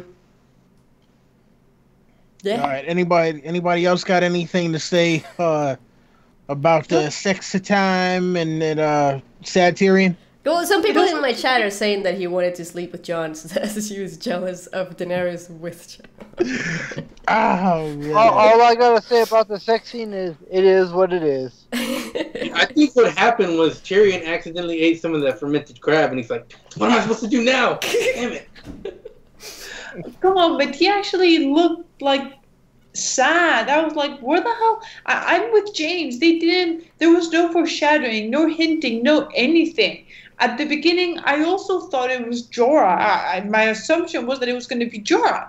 But then when I saw Tyrion, like, what the hell is happening? Like, where is this coming from? And I hate that, in so many shows, they put female characters and male characters, and automatically, if they work together for a long time, one of them has to fall in love, or they will fall. Like, seriously, is it impossible for men and women to be just friends? It is possible. And they have no chemistry. There's nothing about Dany and Tyrion's interaction that kind of says that either of them would be attracted to the other. There's like nothing at all. And I didn't like it at all. I didn't like it. I did not. I think this was a mistake by Dan and Dave. I don't think Tyrion's attracted to Dany, and I don't think Dany's attracted to Tyrion. We'll find out next season, apparently. I'm pretty sure it's going to happen in the books. I'm convinced. Oh man. All right, so let's move on to Eastwatch. So we get Bran, who wargs some more ravens, go to Eastwatch. He wants to see what it is that they're doing. Tormund and Beric Dondarrion are at the wall. They're looking over like, oh man, what a lovely day it is, with all the snow and blueness and stuff. And then in comes the army of the White Walkers as they descend on the wall. And just when you're thinking, okay, well, look, they're there, but what can they do about this?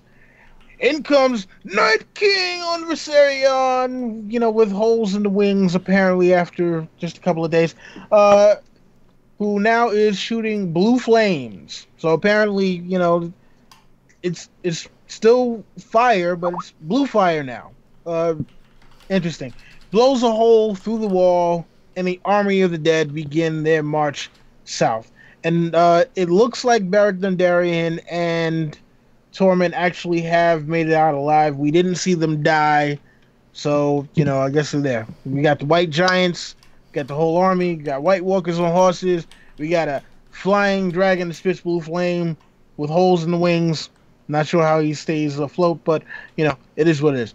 So let's get some thoughts on this one, and we will start with Tinker. I had predicted that the wall would fall at the very end of the last episode because I felt that thematically it made sense, and it was a great way to leave the show for everyone to want to come back. And when I saw what they did with the dragon, I'm like, they're gonna use this dragon. I could just see it coming, but it looked so amazing. It really looked, and I was a bit scared for Tormund. For a moment, I was like, because I love Tormund, I was like, no, he cannot die. But he survived, so it's all okay. Although, how the hell are they gonna get down? Because all of the stairs, all that part of Eastwatch, it went down. And they have no ropes or no climbing, although, well, take out that if those huge chains magically appeared not through the wall, I'm sure, any kind of equipment that they need to get down will magically appear as well.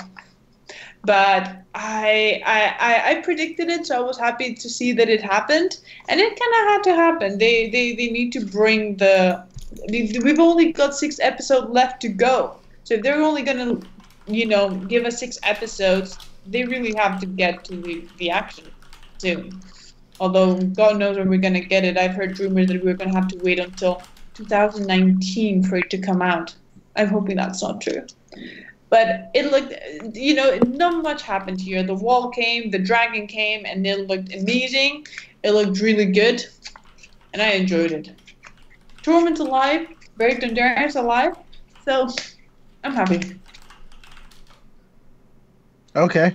Val? Okay, so I will say, okay, I was expecting obviously the dragon to come. You know, that was pretty obvious after they got it last episode. And we kept wondering if it would be okay. Will the dragon breathe fire still, or will the dragon have frost breath, or will the dragon have blue fire? Like a lot of people, there actually no. Blue fire was the least popular prediction, and that's what it ended up being. It was blue fire, right? Or like a blue beam or something, because it didn't seem like it was melting the wall. It seemed like it was just hitting it with like some sort of, you know, like ice breath. Right? It did look like ice breath. It just had some energy, like a punch type of thing. That it was, but anyways, I mean, it looked cool. As I was watching it, it looked really, really intense. I enjoyed it. I don't want to nitpick it, but I think, because I think it, you know, it's, now that I think about it, it makes sense that they went with something that destroyed part of the wall instead of taking the entire wall down. Destroying part of the wall makes sense, and also it's a lot more cool, if I may add, than freezing the water around the wall. Okay, it's more cool to see the dragon destroy part of the wall for them to go through, and I would have rather seen the dragon melt the wall than use that blue fire thing. But at the same time, it wouldn't have made much sense to see a white dragon breathing fire, because fire kills whites. So it would, by logic, it should have killed the dragon as it was breathing fire. But yeah. So and I expected Tormund and Beric to die right there as well. I'm kind of glad they didn't, but at the same time, I kind of wish they had killed more major characters, just because, you know, that's what we expect from Game of Thrones. But that was fine. I expect them to. I mean, how are they going to? Now that I think about it, because the dead aren't really concerned with the people that are on the wall. They're concerned with just getting through past it, right, and just going south. I don't think they will attack the people that are on the wall. So I wonder what's going to happen with the people on the wall, like, you know, Tormund and Beric and all those people, and even Ed. We haven't even seen Ed. What the hell happened with Ed? Okay. Saw him one time. Ed's on Black. Ed's on Castle Black. Yeah, I know. But like, I don't know. I just feel like we should have seen Ed, more of Ed this season. We only saw him in the first episode for a little bit, but yeah. I just wonder what's gonna happen there, because I know the dead are gonna keep walking south, and then they're gonna like follow them closely behind, or what's gonna happen there. I don't know. I enjoyed it. In, you know, generally speaking, I enjoy the scene, and I can't remember. I think I had something else to say about it, but I can't remember right now. It's just, yeah. The next person can go, and if I remember, I will say it later. Next up, Jerry. Well, the first thing is I was wondering it too. I'm like, about what was coming out of his mouth. I thought it was blue fire, and that made me wonder, why would a white dragon fire a hotter flame? That really didn't make too much sense. But you know what? Whatever. The wall needs to come down. I think even George is having this trouble, because I think George has even said, he's like, I wish I wouldn't have made the wall so big. Because the wall coming down, like even part of it, that's going to cause some fucking shit. What we saw here in this episode, that was like worse than 9/11. What you just saw like happen with that wall coming down, that was more destruction. So, but then I mean, and George, we all know, is a super logical writer, so it's bothering him. Whereas Dan and Dave, they're just fire, let's knock it through, and they're going to come through. So, Beric and I don't expect him to die anytime soon. I mean, hell, why is Beric even still alive? It doesn't even make sense for him to be alive in show logic, because the whites all died when the one who brought them back, the White Walker, went down. So when Thoros went down, Beric should have just crumbled as well. Oh shit! I didn't even think of that. That's crazy. Yeah. So. Yeah, no, I mean, He's gonna stay alive forever. He's not. You know, but Beric's last life has to be something important. I feel like they're gonna tie it in with the books, and they're gonna make Beric bring someone back, and I'm hoping it's Daenerys. Like Daenerys will sacrifice herself, and then Beric will bring her back, like Lady Stoneheart. Maybe I don't know. I don't know. That's what I'm hoping. I kind of like that. I actually really kind of like that. Yeah. I mean, I'm with you. I'm joining that theory. Yes. it would be a show-only theory, so I trust Val on that. It's probably going to happen. Val's one of the best at predicting these two goofballs. I should start reading more leaks to be better at this. God damn. All right, LT.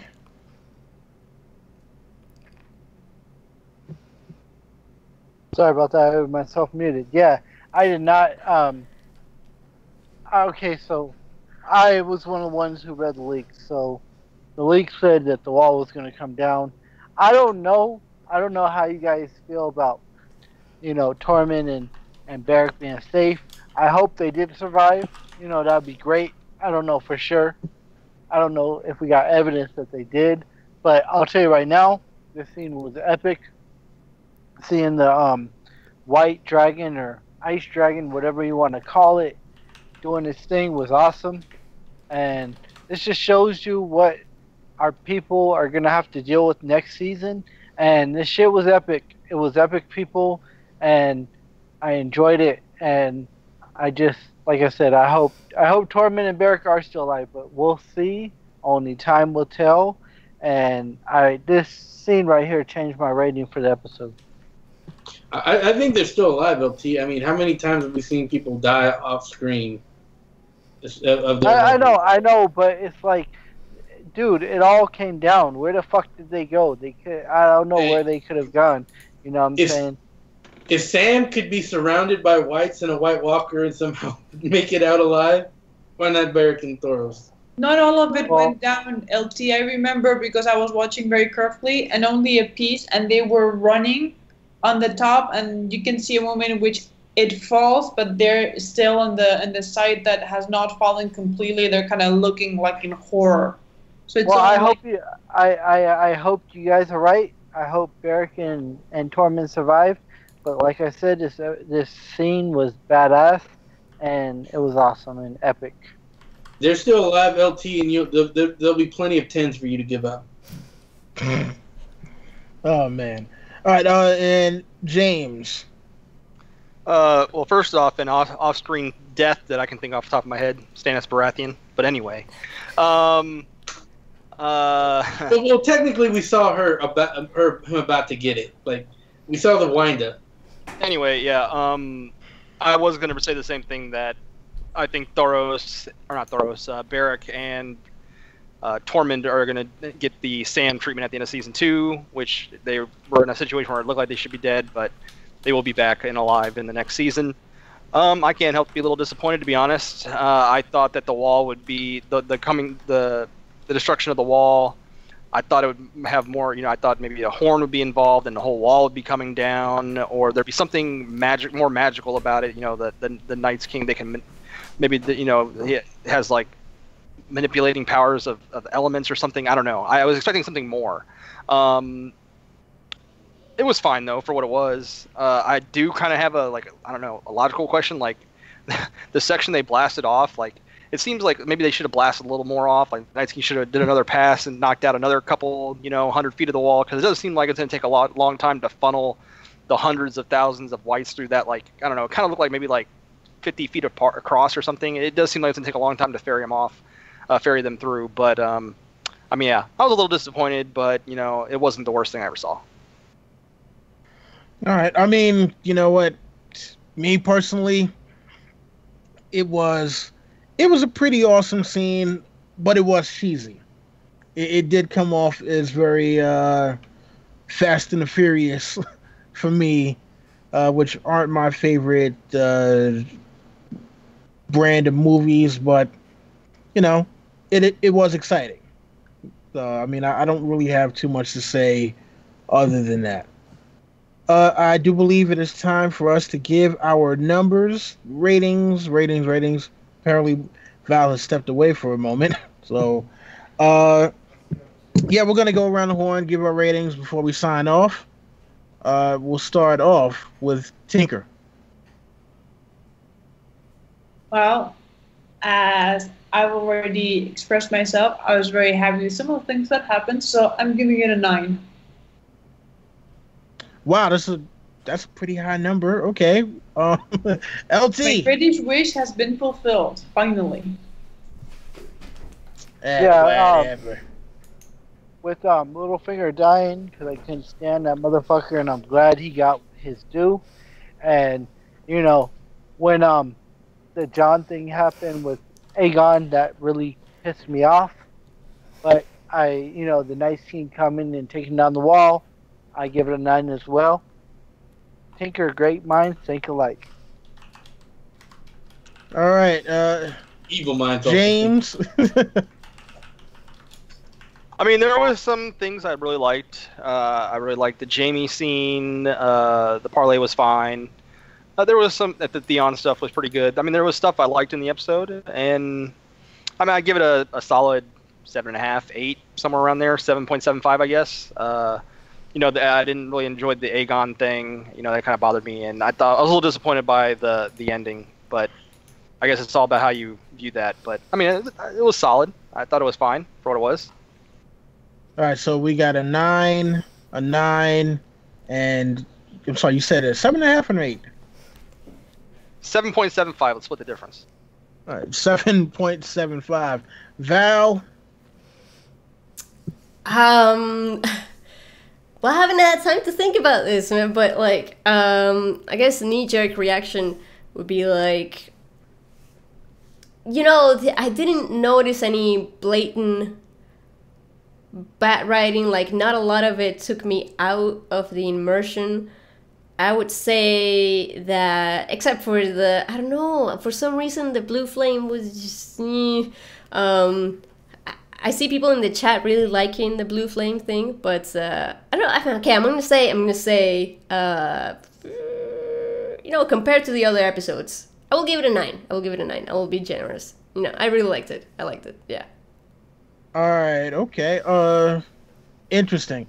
And as we normally do here on the Hype Squad channel, because Jerry can be a very, very tricky man to pin down, we are going to give our predictions on what Jerry will score this episode before we look at both of the chats and see what people are scoring it here. So let's go around the horn. Val, what do you think Jerry's going to score it? 7. Wow. Okay, you're being pretty generous. Tinker? Sorry, I was on mute. I would say 5.5. Okay. James? I was gonna say 5. LT? I'm gonna say Jerry loved this episode. I'm gonna give it a 7.5. All right, and I am going to say that Jerry gives it a 5. So, drum roll, Jerry. What are you giving this episode? So, I mean, I think Cersei was saying some stupid shit, but Jon was actually saying some smart shit, so that kind of canceled out. Really like what they did with Theon, even though it was kind of cheesy, but I really liked at least thematically where they're going with that. The fucking Aegon thing was stupid, and they obviously rushed the North. They rushed it so much it makes it look like the there's no law in the North. So let's see. The Aegon thing was stupid. I'll go with how about a 5.5 on that? Okay, wow. So Jerry actually gave it higher than I thought he was going to give it. And Val, you obviously have not watched enough if you thought that he was going to give it a 7. That's what I was thinking, yeah. And myself, you know what? I was tempted after the Aegon thing because that was just absolutely beyond stupid. That was possibly one of the dumbest things that they have ever done in the show. But I don't want to nitpick only because the rest of the episode was actually very, very decent. Much better than last week, because I think last week I gave a 5.5. This one I'm gonna go with a 7.5. What are you guys basing this off of? Like, you gotta base it off of D&D. Like, what they can do. This is the best Lord. they can do. If this is the best they can, come on, man. They couldn't come up with any other. I mean, okay, are we doing a D&D curve where like Wolverine Origins is a 5 and Right. like Troy is 7? Yeah. Okay, Okay, well, so what's your score? then this is probably an 11. Oh, there you go. There you go. Oh my god! All right, so yeah, if we're rating off the D&D curve, which is something we've never actually used before, yeah. If we're going by the D&D curve, then this episode was at least a 9. But no D&D curve, 7.5. I mean, All if right. the base is 5, if the base is making Deadpool like have Cyclops eyes and all kinds of weird shit and like the Baraka things, if that's a Please 5, do not mention Wolverine or Origins. It was actually painful to watch. I'm just saying. Well, Benioff wrote that, so I'm Okay. more offended by Troy, honestly. All right, so look, you know what? We're gonna shout out some people from the chat and give their scores real quick before we get out of here. And I'm gonna be Ricky Hunt. going. I'm gonna be going to both chats, not only just the Hype Swatch. I'm going to Because Geeks chat as well. So Mike Bushnell gives it a 5. all right, Mike. What a I'm sorry, Wait. Estrasil. Mike is in both chats? How are you doing that? Hey, you can. Same way how we're live streaming on 2 channels. What the fuck, Uh, Mike? You know what? Unfortunately, I cannot pronounce this name, but it's got a purple logo with an E. They say a 9. It said before I watch it again, though. Sniff Paint says 6.333. Gustavo says a -2 out of 10. Oh, Yeah. Pete Holy shit. says solid 7. Ian Lai says 7 for production, 0 for writing. Wow. Ustav Dusad says 7. Brimstar says an 8. Webex says a 9. Mishara Stark says a 7. Angel Dawn. Yeah, Angel Dawn says 10. Jared Bly says 7. Let's see here. El Rey says 7. Kildera says 8. Gunjan Mall 5. Darth Sherdrax 7. Let's see here. Radio 6 Future says 6. Scott Glennon says 9.5. Nirav says a 9. Sean Rubrico says 9. Let's see here. That's the only. Yeah, I think that's pretty old. Oh, Dark Leaves says 11 out of 10. Wow. Wow, 11 out of 10. Okay. Okay. Let's see. this goes to 11. Wow. Why so Cyrus says 6. Hyper Nuts 7. Juan Snow 8.5. Gustavo Bermudez 4. Let's see. Mike Palmer 8. Bilal Kudos says fuck this. I'm giving it a 2 out of 10. Wow. Let's see. Mohammed Alsmath 7. Blue Sparks 8.5. Gabby N 6. I think it's safe to say we got mixed reviews. Mixed reviews. Yeah, all around. Yeah. Let's go to the hypes watch here. We got Yeah. Ricky Hunt with the 3, Brendan Parker with the 8, Plexi Bertrand 6, JD the Dragon with the 6. Norseman Bolts 8.75. Christoph Kleemeyer with a 9. Pat's All Day with a 9. Game of Theories with Maria 10. Mm-mm. And Wow. that's about it. Yeah, But wow, if you look okay. at if you look at Tinker and Val Smile, you give it a 10. They weren't really on the show. But sure. I don't care. I'm just me, and I don't give a fuck. I don't know, Okay. man. There's some people here that are pretty creative with the scores. They're giving high scores because of John's butt and stuff like that. I don't know.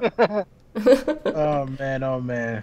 Claymore just gave it a 7. They must have had some of that fermented crab. Giving it those high scores for that. Mm-mm. It's more available I now give than it this was in fi- medieval I give times. this episode 5.5 fermented crabs. How about that? Oh man. All right. Cool. So yeah, we have been on here. We've been on here way longer than Wait, normal. wait. I need to give my chess score. Okay, wait. Oh, okay. Sorry. Okay, I've got Monish P saying 9, Sean Rubrico saying 9, Alejandro Juarez saying 9, Val gets a 10. Oh, thank you so much. Thank you. 8 out of 10. Wish Baelish went out with a little more gusto and John wasn't wearing pasties during boat sex. Okay, good stuff, man. Good stuff. 6.5 out of 10 from Matthew Purdom. Wait, no, he's saying Val's Tyrion impersonation was 6.5 out of 10. Okay, I'm sorry.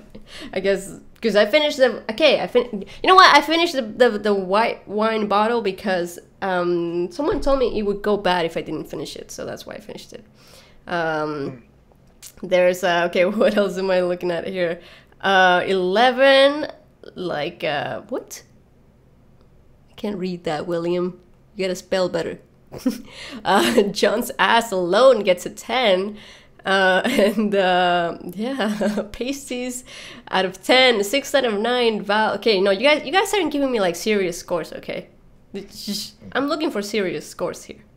7 because they had all that time and couldn't defend the wall better. Why would R plus L name their kid Aegon when he already had a kid named Aegon? Okay, yes, I know, I agree with you. I give Littlefinger trial 11 out of 10. Okay, I'm not gonna read these anymore because these people are just nah. Never mind. Okay. All right. Did you guys, So, did you guys believe that this is it? People, everybody listening right now, we're gonna have to wait until 2019, possibly, because they said that we might not get this season till late 2018, early 2019. So we're gonna have to wait, guys. So this is it. Well, this is it. Yeah, and you know what sucks though for like YouTubers? Well, I don't know about other YouTubers, but if this is gonna air during Christmas time, I like to relax during Christmas time. I don't like to do work during Christmas time. So if the season airs during Christmas time, it's gonna suck a little bit. I'm not gonna lie. It's like a lot. Yeah. It should air during the winter. Maybe not Christmas, but how about January or February? I would take January over Christmas, yes. Even though we have to wait a bit longer, but I can wait. I still don't think yeah. Because if it starts in November, it would also kind of sort of bleed into. Why can't it just start? I don't know. It started in July this year. So why not start in September next year? 2 months later. September is a good date to start for all the shows to start in. How about 2020 after Winds of Winter's out? Oh, shut up. 2020. We don't even know if Winds of Winter's coming out at this pace. Well, it's Correct. coming out eventually. Yeah, unless he dies first. Why is he gonna die? Because he's old. Don Willie, tell us about people from New Jersey again. listen, people from New Jersey do not die before like age 93. Go consult your wikis, Googles, and all that shit. All right. You don't say that George R. R. Martin is gonna die. He's from Bayonne, New Jersey. They got fighters out there. They'll be alive for a long time. Trust me.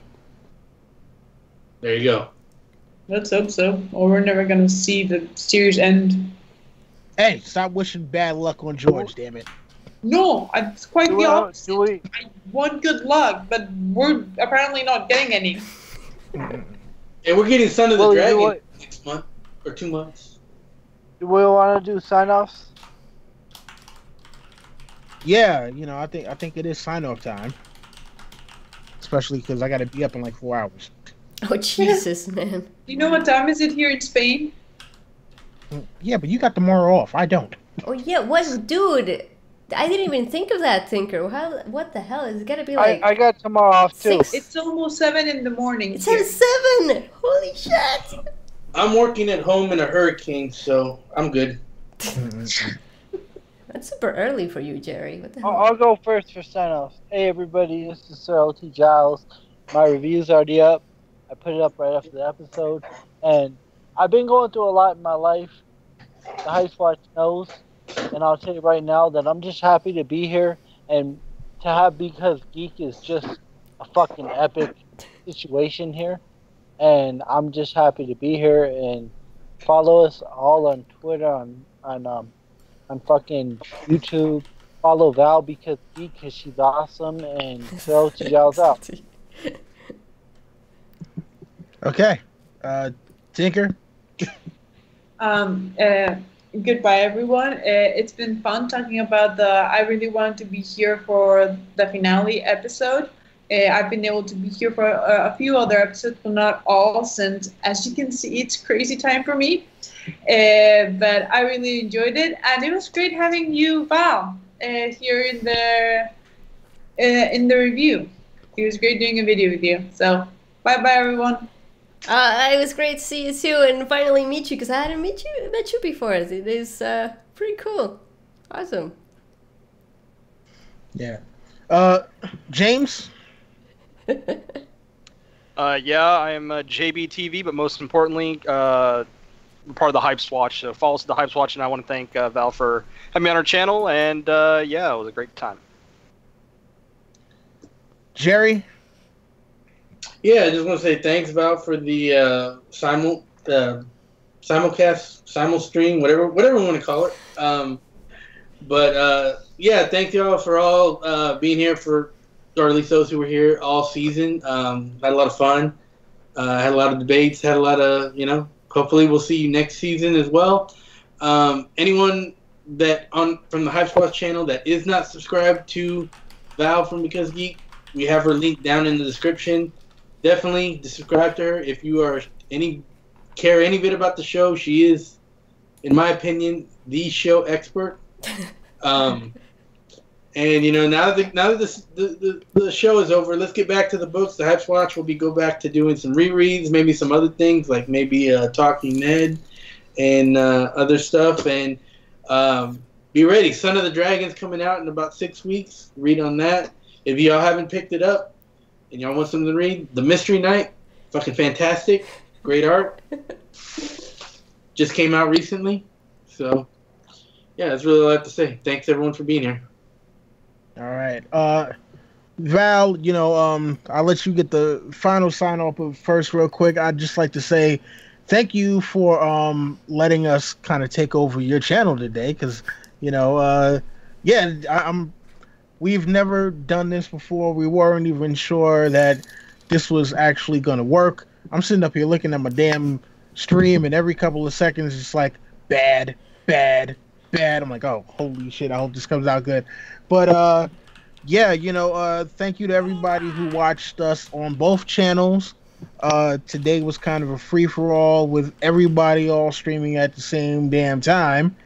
So yeah, just look, if you'd like to check us out, we are the Hypes Watch. Hopefully our link will be in the description sooner or later. My name is Don Willie. Got Jerry the Targaryen, Steamboat, Tinker Jasso, Sir LT Giles, James Michelle, and a host of others who unfortunately could not make it today. But thank you to everybody in the chat who is watching us live now. Thank you to all of those who will be watching us later. And yeah, As we always do, rate, comment, subscribe, share, tell your friends, and come back for more. That has been our time, the Hypes Watch, and this is Don Willie saying Valadohyrus. Take it away, Val. Whoa, okay, I have so much to say. Okay, first of all, I want to say, give it up to the Hypes Watch because you guys are awesome. You were awesome people to have on my channel, and I was really happy to be on your stream as well. This simulcast thing really worked out really well, and I had a ton of fun doing this, and I will definitely put your link all over the place because god damn it, I forgot to put it in my description. I will definitely do that because people you need to these guys they're funny, okay, and they have good opinions and a bunch of different opinions, and it's really good to listen to. So please subscribe to the Hypes Watch, and hey, who knows, maybe I will maybe join some of your book streams, maybe I don't know. I'm kind of like pushing myself in there. We'd love to have you. Okay, sweet. Yeah, so thank you so much for the invitation, because the Hypes Watch were the ones who invited me to join them on this, and I am really glad to have some people to talk to, because I really didn't want to do this alone, so I'm really happy to do it with them, and yeah, I don't know, I'm excited. So I don't know if I will do my own like sign outs on my own channel after everyone signs out of the Hypes Watch, but yeah, we'll see, but yeah. Thank you guys. Okay, I will name all of you. So James, Jerry, Tinker, LT, and Don Willie. Awesome people. Thank you. Right. I mean, well, now you can do your normal sign off. This is the big event, and you are the star. So. Well, wait, okay, I will do it for your channel because I don't know if I want to like sign up. Okay, because then I have to do it twice.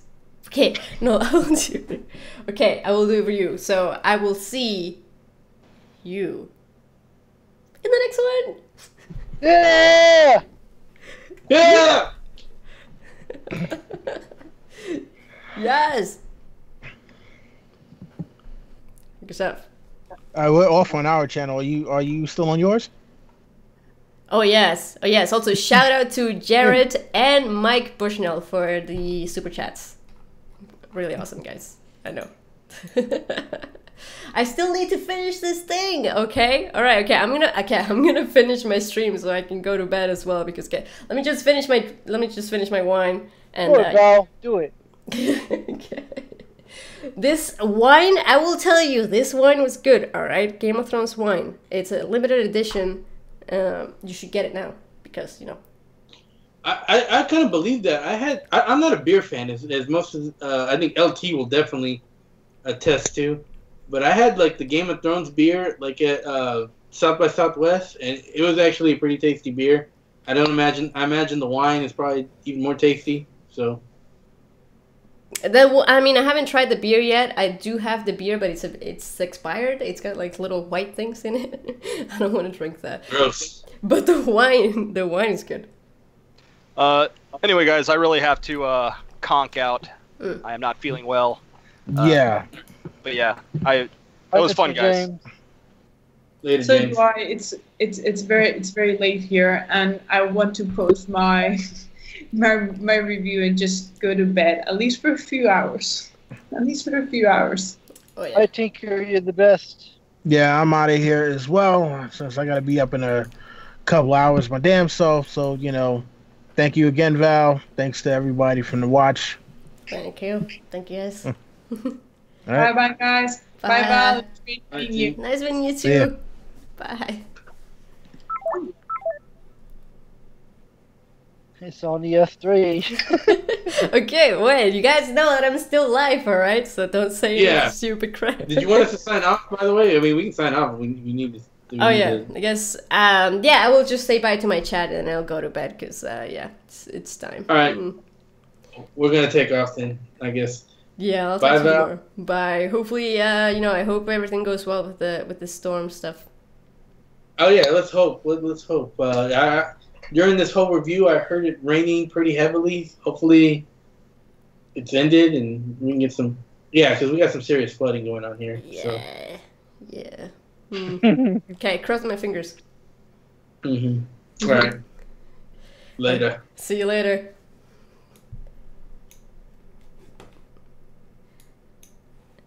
Well, okay, guys. So this is it. It's just me now. I could change the this thing. I could change this thing, but I'm too lazy to do that now. I will stay for like 5 minutes, all right? Just because, like, I just chugged this, and I don't want to just go after chugging this. I want to say some things and read the chat, okay? You guys have been awesome tonight, and yes, I am tipsy. You can tell. You can. I don't know if I want this to be public, guys. Okay, I need to act serious because this is going to go public, and a lot of people are going to watch this. Okay. I need to act professional. Sleep is overrated. Yes, Sean. I agree. Sometimes I agree. You know, last night I decided to be super rebel about it and stay up until 3 a.m. I usually, you know, I'm the type of person who goes to bed really early, and around like, I like to go to bed at 11 p.m., okay? And some people call me an old lady for that, because of that, because, yes, 11. But I stayed up until 3 a.m. Do you understand what that means? 3 a.m. compared to 11, right? I know my cheeks are super red. I can totally see it. And I feel like the webcam is just making it worse. Okay. Good night to Angel. Good night. You're tipsy too. That is awesome. Okay. This is the best time to get tipsy. It's just like, come on, Game of Thrones finale. Such a big event, okay? And I'm excited to... No, I'm not excited, you know? I was excited for the finale, and now it's done. Now we gotta wait like a year and a half. I'm not excited about that. But I will keep making videos, and... I hope you guys stick around for those videos. You know what? You know, I just opened up this this poster, and I wanted to show you guys this poster because I bought it when I was on my trip in the UK, and I haven't actually looked at it. I don't think I can actually show the entire thing on the webcam, but it's like, it's really cool.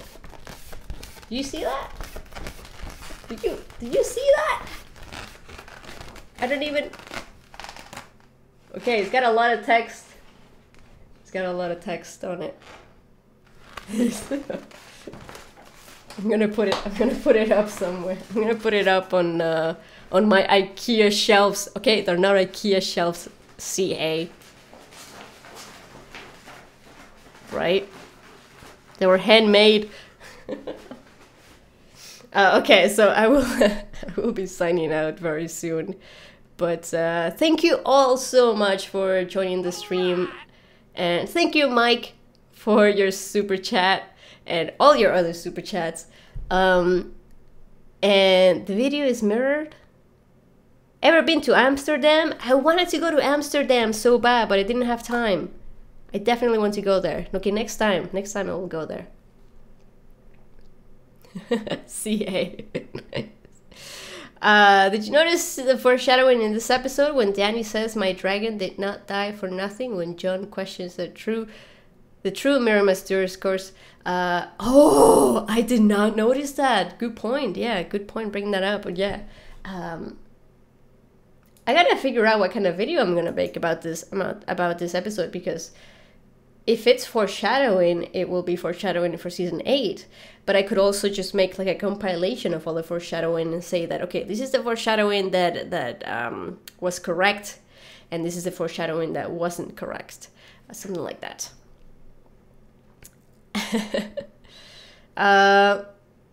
No, Comic Book Girl 19. I've been getting into that. Yeah. Jared, yes. Yes.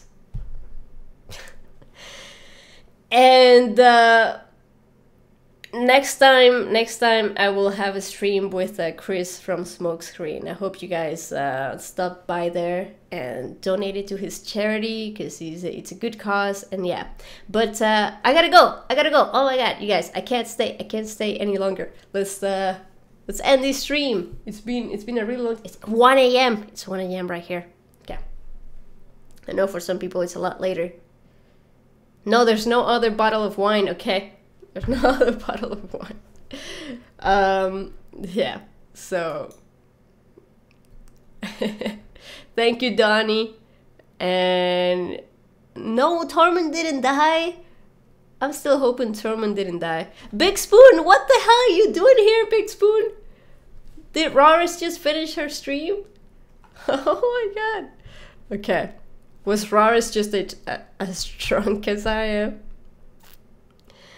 Okay, East Coast is pretty early. Okay, that's good stuff. I wish I was there. Okay, no, let's say bye. Okay, let's say bye. All right, goodbye. Good night to everyone. Good night. I'm just waiting on Big Spoon to say something. No. Jinian. Tormund is still alive. God damn it! Yes. Okay, let me find the button to end the live stream, because I don't even know where that button is. I don't even know. Where is it? Is it on OBS? Maybe it's this one. I'll say it, you. Okay. Oh, by the way, Con of Thrones was announced. Con of Thrones will be in Dallas, Texas. I think it is in May. Next year, Dallas, Texas. Go to Dallas, Texas. I want to meet you all guys in person.